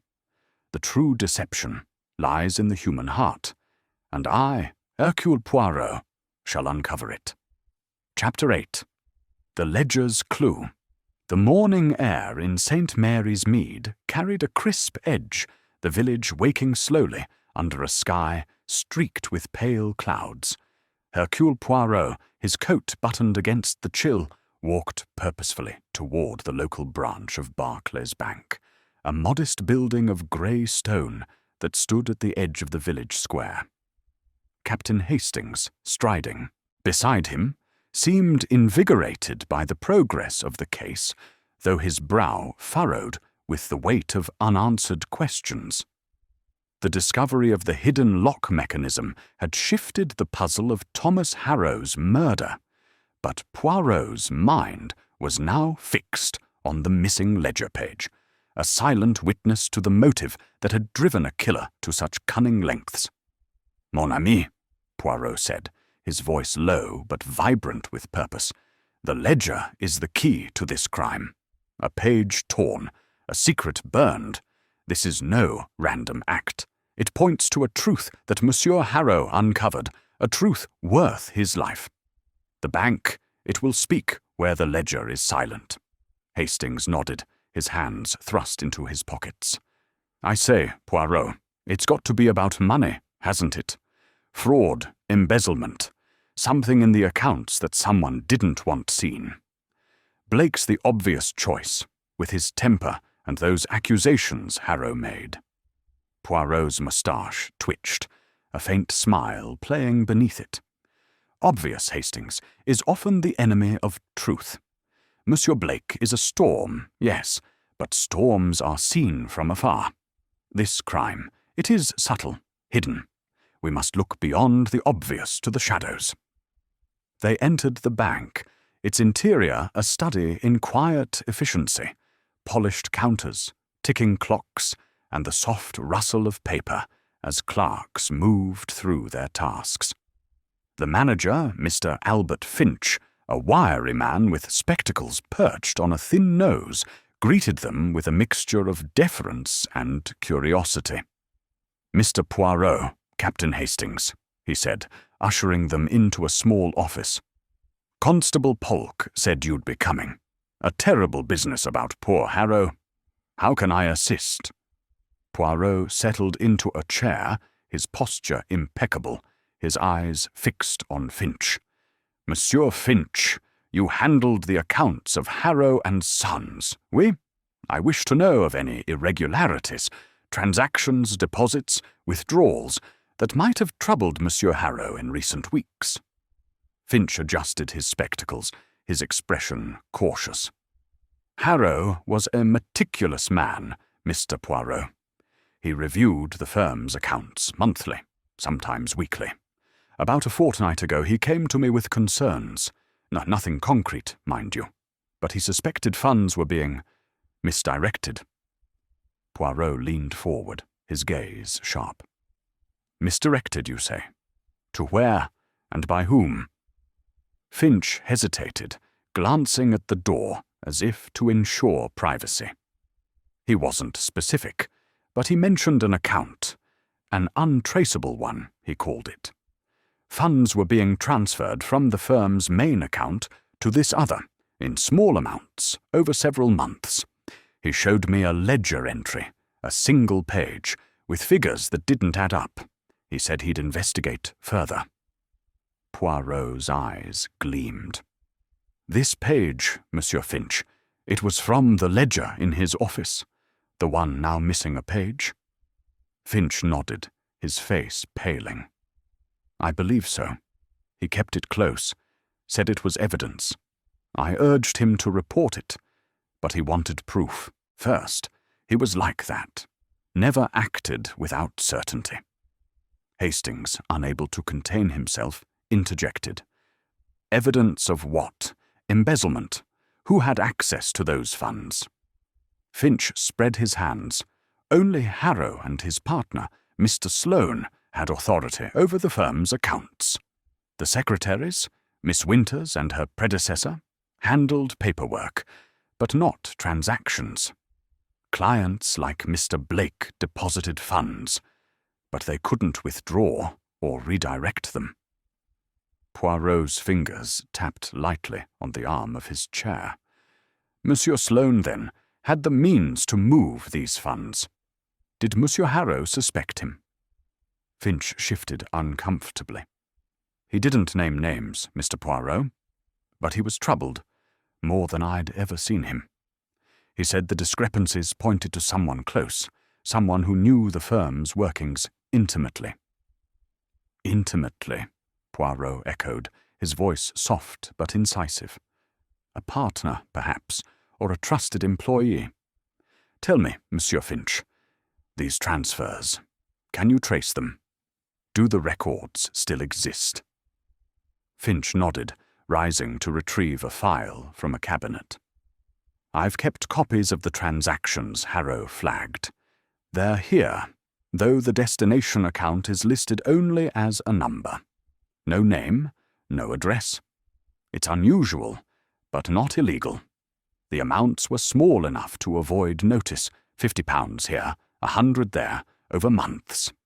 He handed Poirot a sheaf of papers, each detailing a transfer from Harrow and Sons to the anonymous account.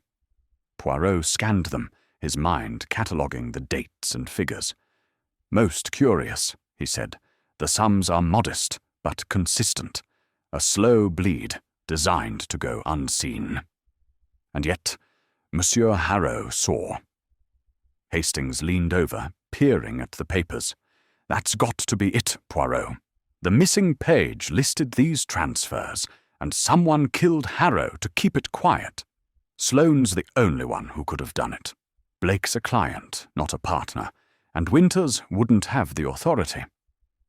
Poirot raised a hand, his expression cautionary. Patience, mon ami. The ledger points to a motive, but not yet to a man.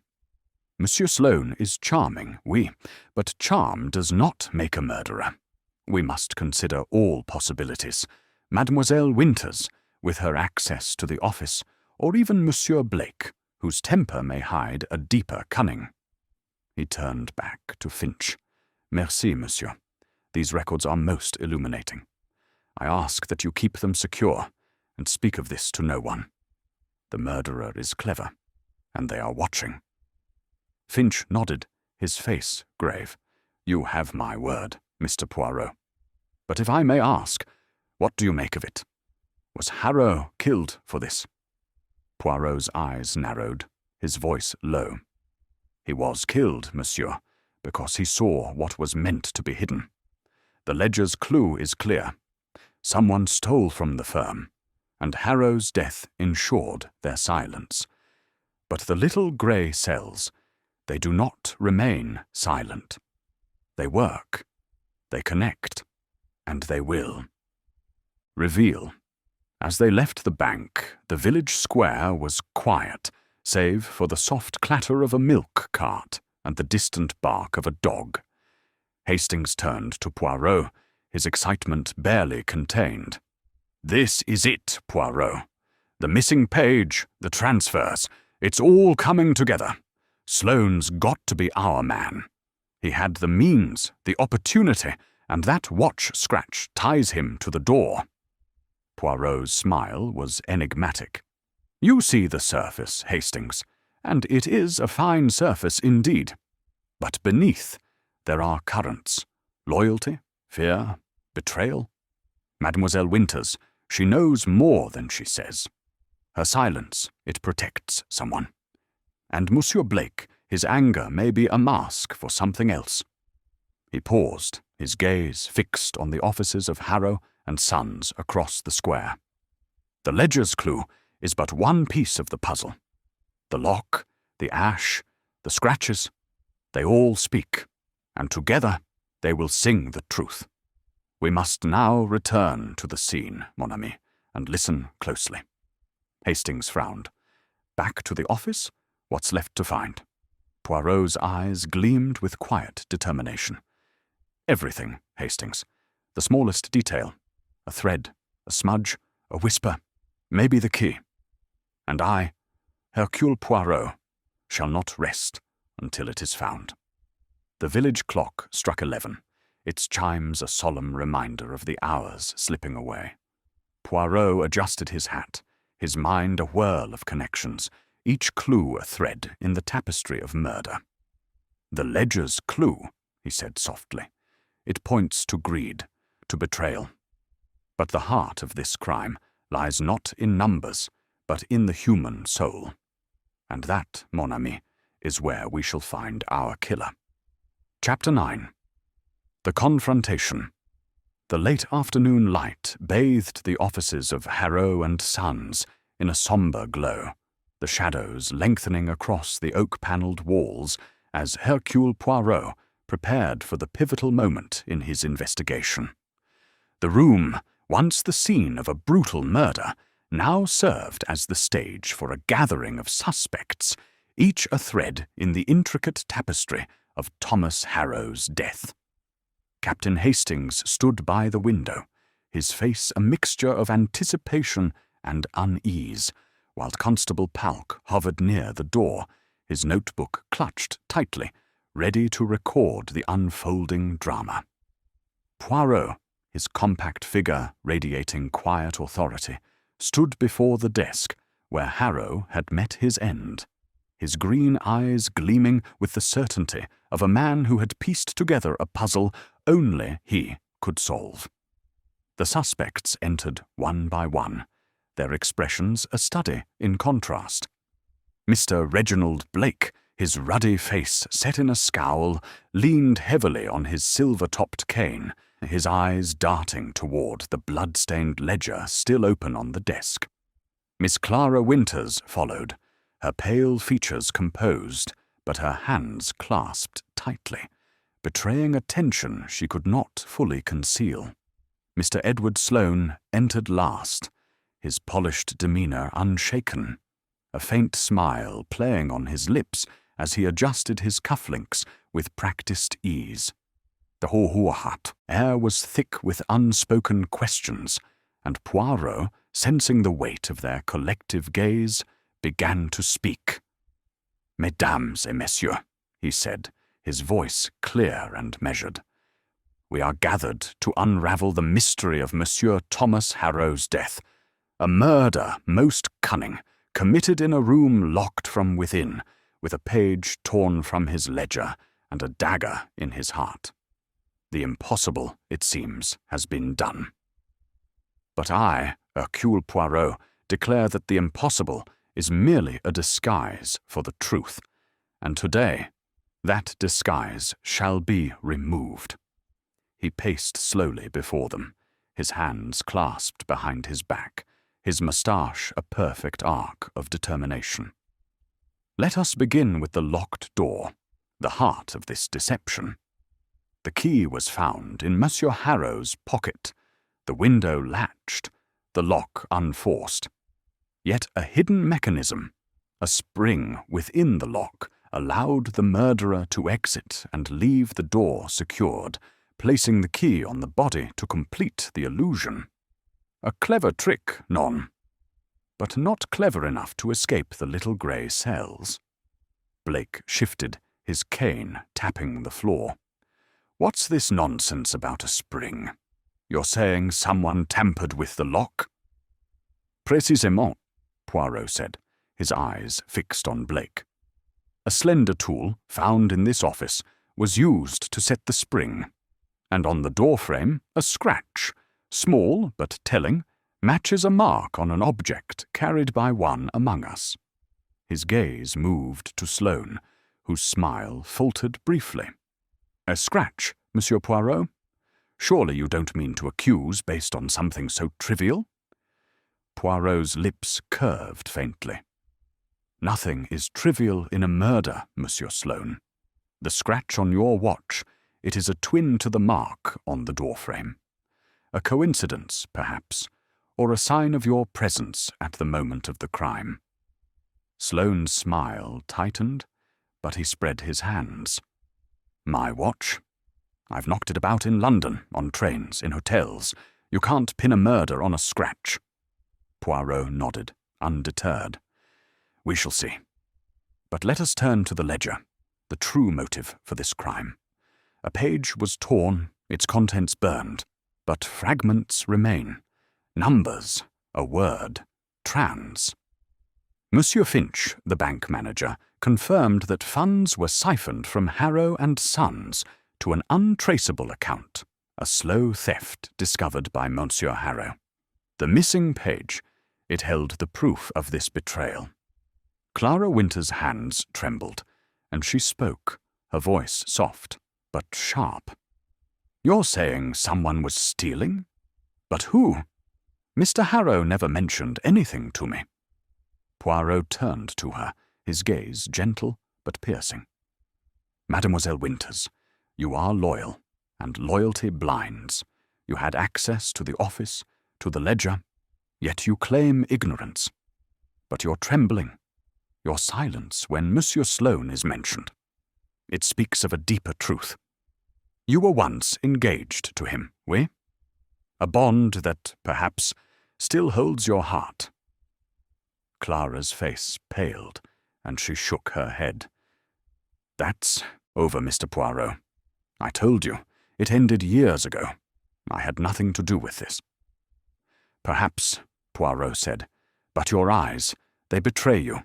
You fear for someone, mademoiselle, and that fear keeps you silent." He turned to Blake, whose scowl had deepened. "Monsieur Blake, your temper is known, and your argument with Monsieur Harrow was fierce. He accused you of discrepancies, no?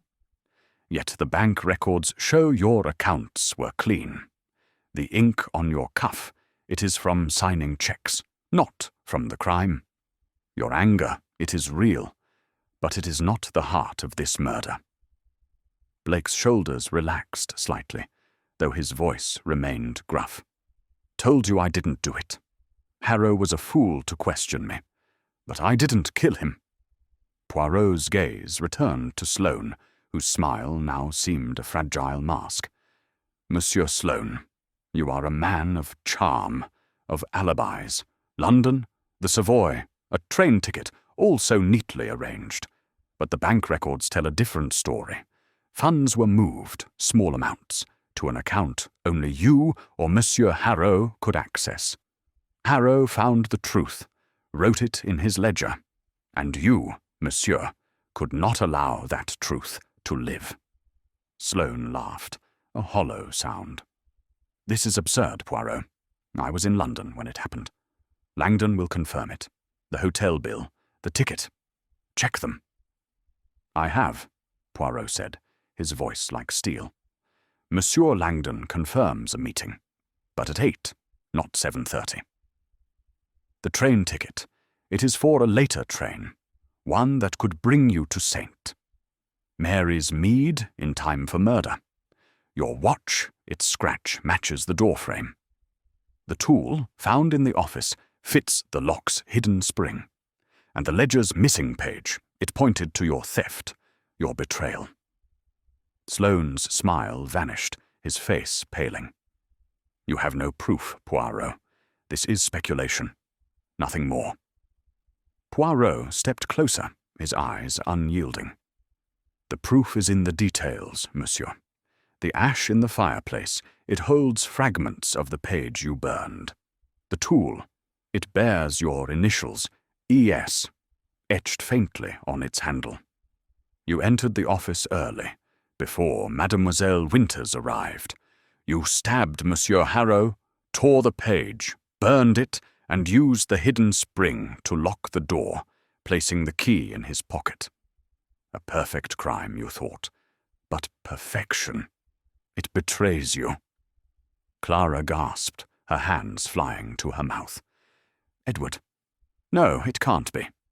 Sloane's composure cracked, his voice rising. This is madness. I'm no murderer. You can't prove any of this. Poirot's voice was calm, relentless. The little grey cells, monsieur. They see what you hide. You stole from the firm, and Harrow's diligence threatened to expose you. You killed to protect your secret. But the ledger, the lock, the scratch, they speak against you. Blake stood, his cane thudding on the floor. If this is true, Sloane, you're a damned scoundrel. Clara's eyes filled with tears, but she remained, silent, her gaze fixed on Sloane. Poirot turned to Polk. Constable, take Monsieur Sloane into custody. The evidence, it will be confirmed, and the truth, it will be revealed. Sloane's shoulders slumped, his charm crumbling like a house of cards. You're wrong, Poirot, he muttered, but his voice lacked conviction. As Polk led him away, Poirot turned to Hastings, his expression sombre. The confrontation, mon ami, it is but the beginning. The truth is near, but we must ensure it holds. Hastings shook his head, awestruck. You've done it, Poirot. The lock, the ledger, the watch. You saw it all. Poirot's smile was faint. I see, Hastings, because I look. The human heart it hides, but the little grey cells they find. The village clock struck 5, its chimes echoing through the quiet office. Poirot adjusted his hat, his mind already turning to the final pieces of the puzzle, ready to seal the truth in the crimson ledger's shadow. Chapter 10. The Confession. The twilight draped St. Mary's Mead in a soft veil of purple and gold, the village settling into a hush, broken only by the distant lowing of cattle and the faint clatter of shutters being drawn. Within the confines of the local police station, a small, stone-walled building that smelled of damp plaster and strong tea, Hercule Poirot stood before a barred cell where Edward Sloane sat, his once polished demeanour now frayed like a well-worn coat. The charm that had defined him was gone, replaced by a taut expression, his dark eyes flickering with a mix of defiance and resignation. Captain Hastings, standing beside Poirot, shifted uneasily, his hands clasped behind his back, while Constable Polk lingered near the door, his pencil poised over his ever-present notebook. Poirot's posture was erect, his moustache a perfect crescent of resolve, his green eyes fixed on Sloane with an intensity that seemed to pierce the dim light. "Monsieur Sloane," he began, his voice calm but unyielding, "the game is over. The lock, the ledger, the scratch on your watch, they have spoken, and they accuse you. But the truth, it demands more than clues. It demands your words. Speak, and let us end this masquerade." Sloane leaned back against the cell wall, his fingers drumming a restless rhythm on his knee. For a moment he said nothing, his gaze fixed on the floor, as if searching for an escape that no longer existed. Then, with a bitter laugh, he looked up, his smile a shadow of its former self. "You're a clever man, Poirot. Too clever, perhaps. I thought I'd accounted for everything. The lock, the key, the page. But you see too much." Poirot inclined his head, his expression unchanged. "I see only what is there, monsieur. The little grey cells, they arrange the pieces, and the picture is clear. You killed Monsieur Harrow to hide your theft, and you used the hidden mechanism to stage a locked room mystery. But the details, they betray you. Tell me, why did you do it?" Sloane's jaw tightened, and he ran a hand through his hair, disheveling its once sleek perfection. "It wasn't meant to end like this," he said, his voice low, almost a murmur. "Harrow was a good man, too good, perhaps. He lived for his numbers, his ledgers. I never wanted to hurt him, but he left me no choice. Hastings, unable to contain himself, stepped forward. No choice? You stabbed a man in cold blood, Sloane. For what? Money? You had a successful firm, a good life. Why throw it away? Sloane's eyes flashed, a spark of his old fire returning. A good life. You think balancing books in this backwater was enough for me? I wanted more. London, investments, a chance to live, not just exist. The firm was profitable, but slow, plodding. I saw opportunities, risks Harrow wouldn't take, so I borrowed a little here and there. Poirot's voice was soft, cutting through the tension like a blade. Borrowed, monsieur? You mean stole? The bank records show transfers to an untraceable account. Your account, non? Small sums, carefully hidden, until Monsieur Harrow's diligence uncovered them. Sloane nodded, his shoulders slumping. He was relentless. 2 weeks ago, he showed me a page from the ledger, figures circled in red. He'd traced the transfers, knew they weren't client payments. He didn't accuse me outright, not then, but I could see it in his eyes. He was building a case, checking every entry. I begged him to let it go, said I'd repay it, but he wouldn't listen. The truth must out, he said. Damn fool. Poirot's gaze never wavered. And so, you acted. Tell me, monsieur, how it was done. Sloane drew a deep breath, his voice steadying, as if relieved to unburden himself. I knew the lock. Harrow had it fitted years ago, but I'd tinkered with it, added the spring. It was a precaution, in case I ever needed to adjust things quietly. That morning I came early, before Clara arrived. Harrow was at his desk, already poring over the ledger. I tried to reason with him, offered to confess to the clients, to make it right. But he was stubborn, said he'd go to the bank, maybe the police. I couldn't let that happen. He paused, his eyes distant, reliving the moment. The dagger was on his desk, a letter opener, really, but sharp. I don't know what came over me. I grabbed it, and it was quick. He didn't even cry out, just looked at me, shocked, as he fell. I tore out the page, burned it in the fireplace, but I didn't have time to clear all the ash. I set the lock's spring, slipped out, and put the key in his pocket. I thought it was perfect.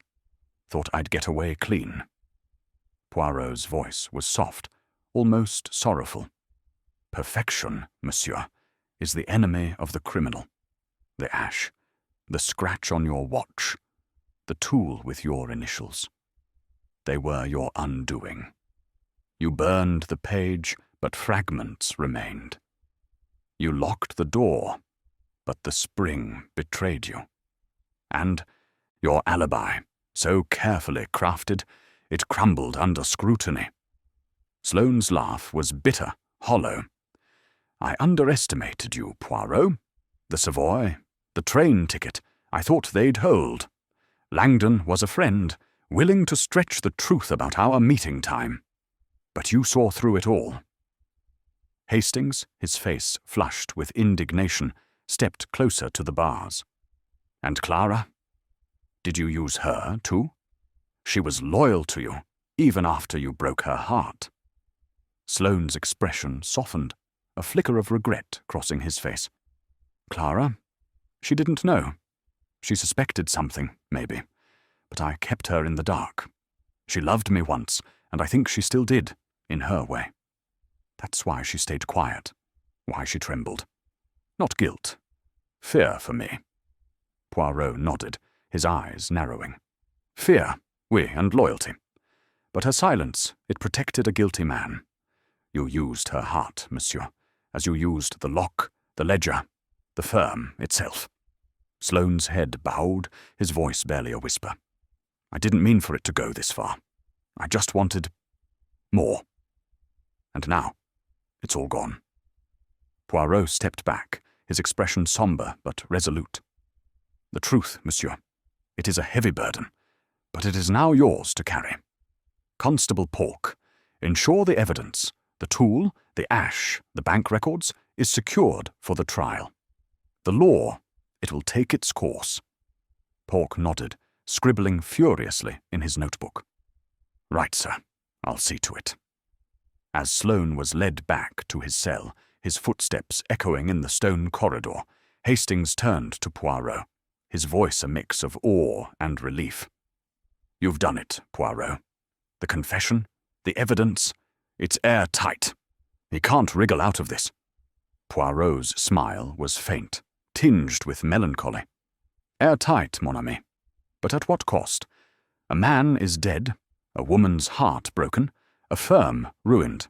The truth restores order, but it doesn't erase pain." He adjusted his coat, his gaze distant. "The confession is the final piece, but the puzzle is not complete without justice. We must ensure the evidence is presented, the fragments preserved. The ledger's shadow is long, Hastings, but it is now illuminated." The station clock ticked loudly, marking the hour as 6. Poirot stepped into the evening air, the village quiet under the gathering dusk. "Come, mon ami," he said softly. "The case is solved, but the heart, it lingers. Let us walk, and let the little grey cells rest, for now." Chapter 11. The Aftermath.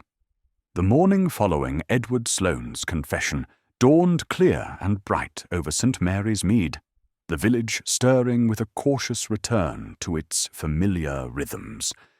The shock of Thomas Harrow's murder still lingered, whispered in the bakery, the post office, and the tea-room, but a sense of resolution had begun to settle, like dust after a storm.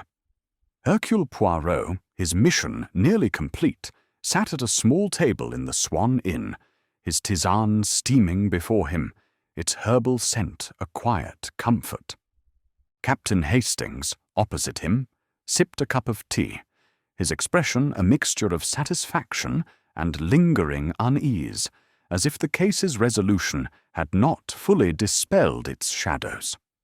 The inn's dining-room was sparsely populated, the hour too early for the usual crowd of villagers. A fire crackled in the hearth, casting a warm glow over the polished wood and starched linens. Poirot's eyes, sharp as ever, surveyed the room with a quiet intensity, his mind still turning over the details of the case, ensuring no thread remained unknotted. "Mon ami," he said, his voice low but clear, "the puzzle is solved. The murderer confessed, yet the aftermath, it is as important as the crime itself. Order must be restored, and the wounds of this tragedy, they must begin to heal." Hastings set down his cup, his brow furrowing. "It's a grim business, Poirot. Sloane's behind bars, but poor Harrow's gone, and the firm's in tatters. Not to mention Miss Winters. She's lost everything, hasn't she?" Poirot nodded, his moustache twitching slightly. "Oui, Hastings. But the truth, it is a balm, even when it stings. Let us review the final pieces to ensure the tapestry is complete." The door opened, admitting Constable Pork, his face flushed with the morning's chill. He carried a small bundle of papers, the fruits of his diligent work. "Morning, Mr. Poirot, Captain," he said, setting the bundle on the table. "I've got the evidence sorted, like you asked. The tool with Sloane's initials, the bank records, and the ash fragments from the fireplace. They're all secured for the trial. Found something else, too. More bits of that burned page in Sloane's flat, tucked in his hearth." Poirot's eyes gleamed as he examined the fragments, each bearing faint traces of Harrow's precise handwriting. Numbers, a partial signature, the word transfer now unmistakable.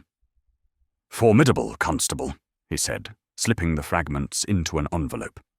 These confirm the ledger's secret, Sloane's theft, meticulously recorded by Monsieur Harrow.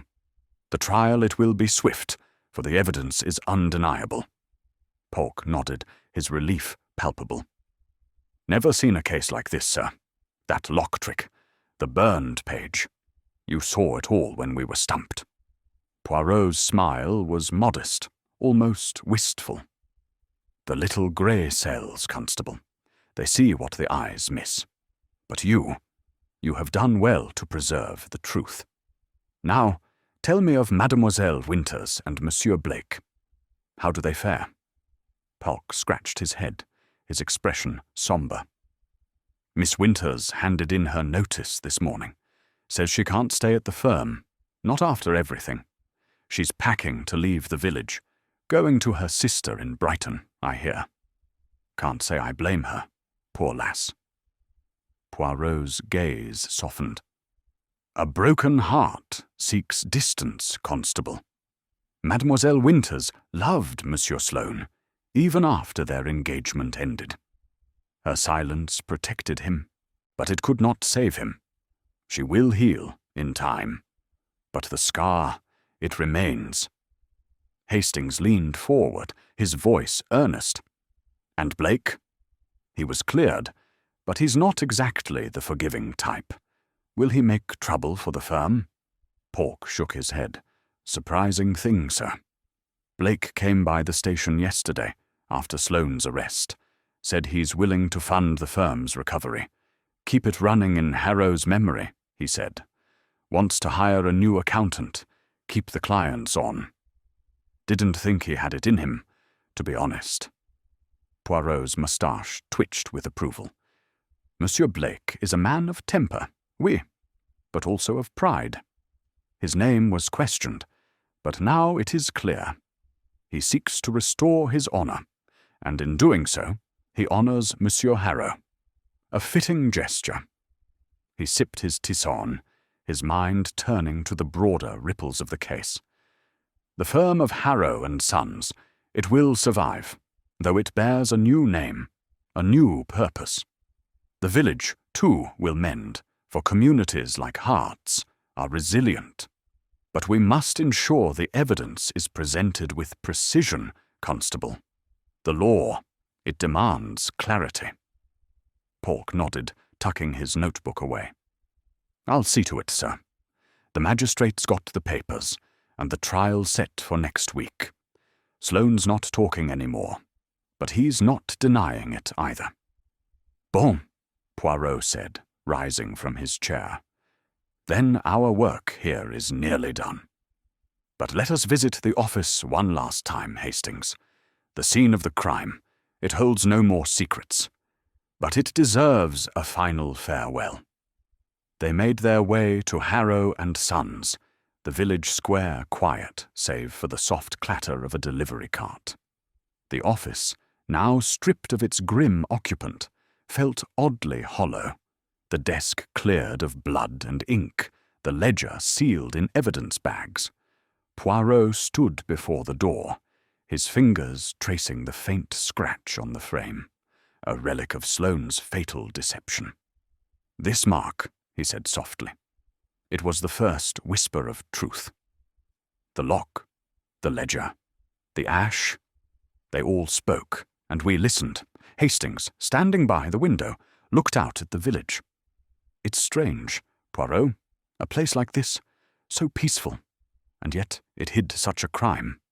Sloane seemed so respectable. How did you know it was him?" Poirot's eyes gleamed with quiet pride. "I knew, mon ami, because I observed. The charm, it was too perfect. The alibi, too neat. The scratch on his watch, the tool with his initials, the fragments in the ash. They were not accidents, but signatures. And Mademoiselle Winters' silence, it pointed to a loyalty that only love could explain. The little grey cells, they connect what the heart conceals." He turned to the desk, his gaze lingering on the empty space where the ledger had lain. "Monsieur Harrow was a man of order, of truth. His death was a violation of that order, but we have restored it. The ledger, it balances now, in its own way. As they stepped out into the square, the quay village clock struck 10, its chimes a gentle reminder of time's steady march. Poirot adjusted his hat, his expression serene, but tinged with the melancholy of a case concluded. The aftermath, Hastings, it is not the end, but a new beginning. For Mademoiselle Winters, for Monsieur Blake, for this village. And for us, mon ami, it is time to move on. Hastings grinned, a spark of his usual cheer returning. Another triumph for Poirot, eh? Where to next? Poirot's smile was enigmatic. Wherever the truth calls, Hastings. But for now, a cup of tisane, and perhaps a moment to reflect. The little grey cells, they deserve their rest. Chapter 12. The Quiet Departure. The final morning in St. Mary's Mead broke with a gentle clarity, the autumn sun casting a golden sheen over the village's thatched roofs and winding lanes. The air was crisp, scented with wood smoke and the faint sweetness of ripening apples, a reminder of life's persistence, despite the shadow of the tragedy. Hercule Poirot stood at the platform of the village's modest railway station, his valise neatly packed, his coat immaculate, and his moustache a perfect arc of symmetry. Captain Hastings, ever his loyal companion, fidgeted beside him, checking his watch as the distant whistle of the approaching train echoed through the morning mist. The Swan Inn, where they had taken their final breakfast, had been abuzz with the village's muted excitement. Gossip tempered by relief that the murderer of Thomas Harrow had been unmasked. Poirot, sipping his customary tisane, had listened to the murmurs with a quiet satisfaction, his mind already turning from the solved puzzle to the promise of new challenges. Now, as the train's smoke curled on the horizon, he adjusted his hat, his green eyes reflecting a serenity born of order restored. "Mon ami," he said, turning to Hastings. Another case concluded, another truth revealed. The Crimson Ledger, it has been balanced, and St. Mary's Mead may sleep soundly once more. Hastings grinned, his earlier unease replaced by admiration. "You've done it again, Poirot. That lock, the ledger, Sloane's confession. You saw through it all when the rest of us were stumped. I say, how do you do it?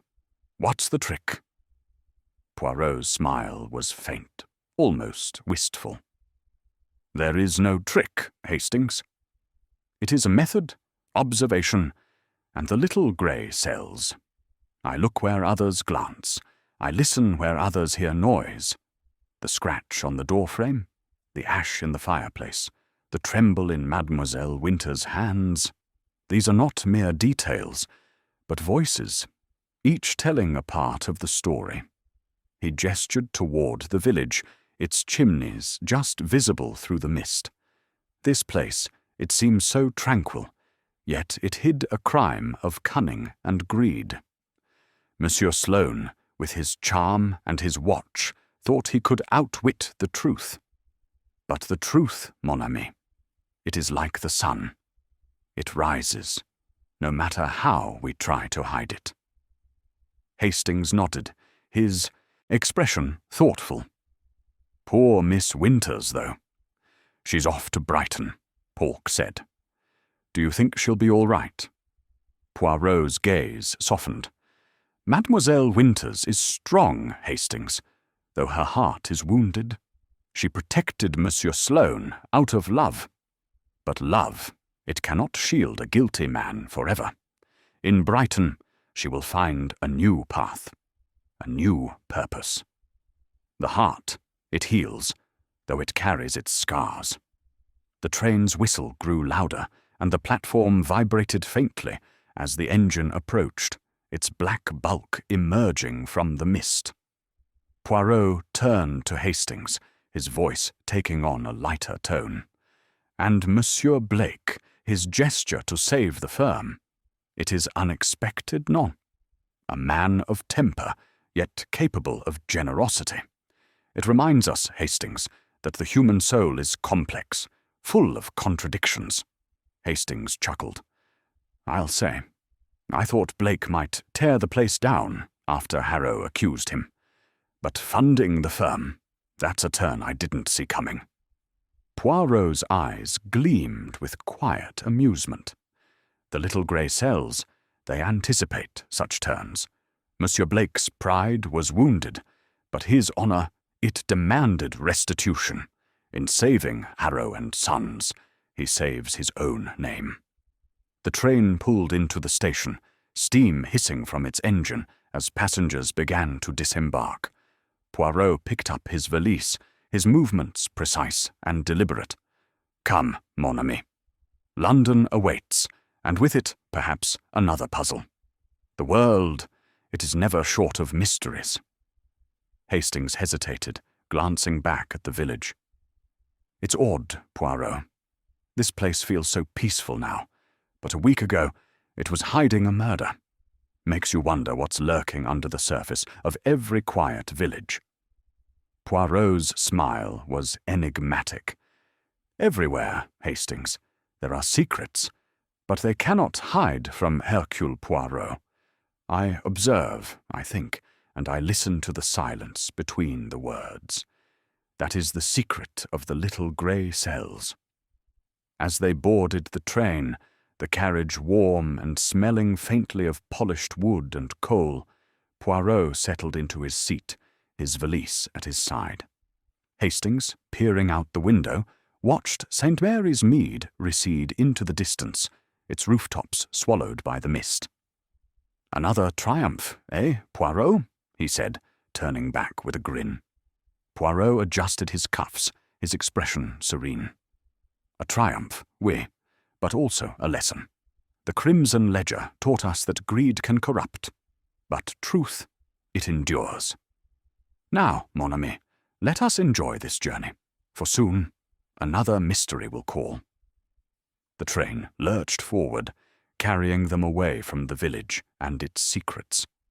Poirot closed his eyes, a faint smile lingering, his mind already drifting to the next challenge, the next truth waiting to be unveiled by the unerring precision of his little grey cells.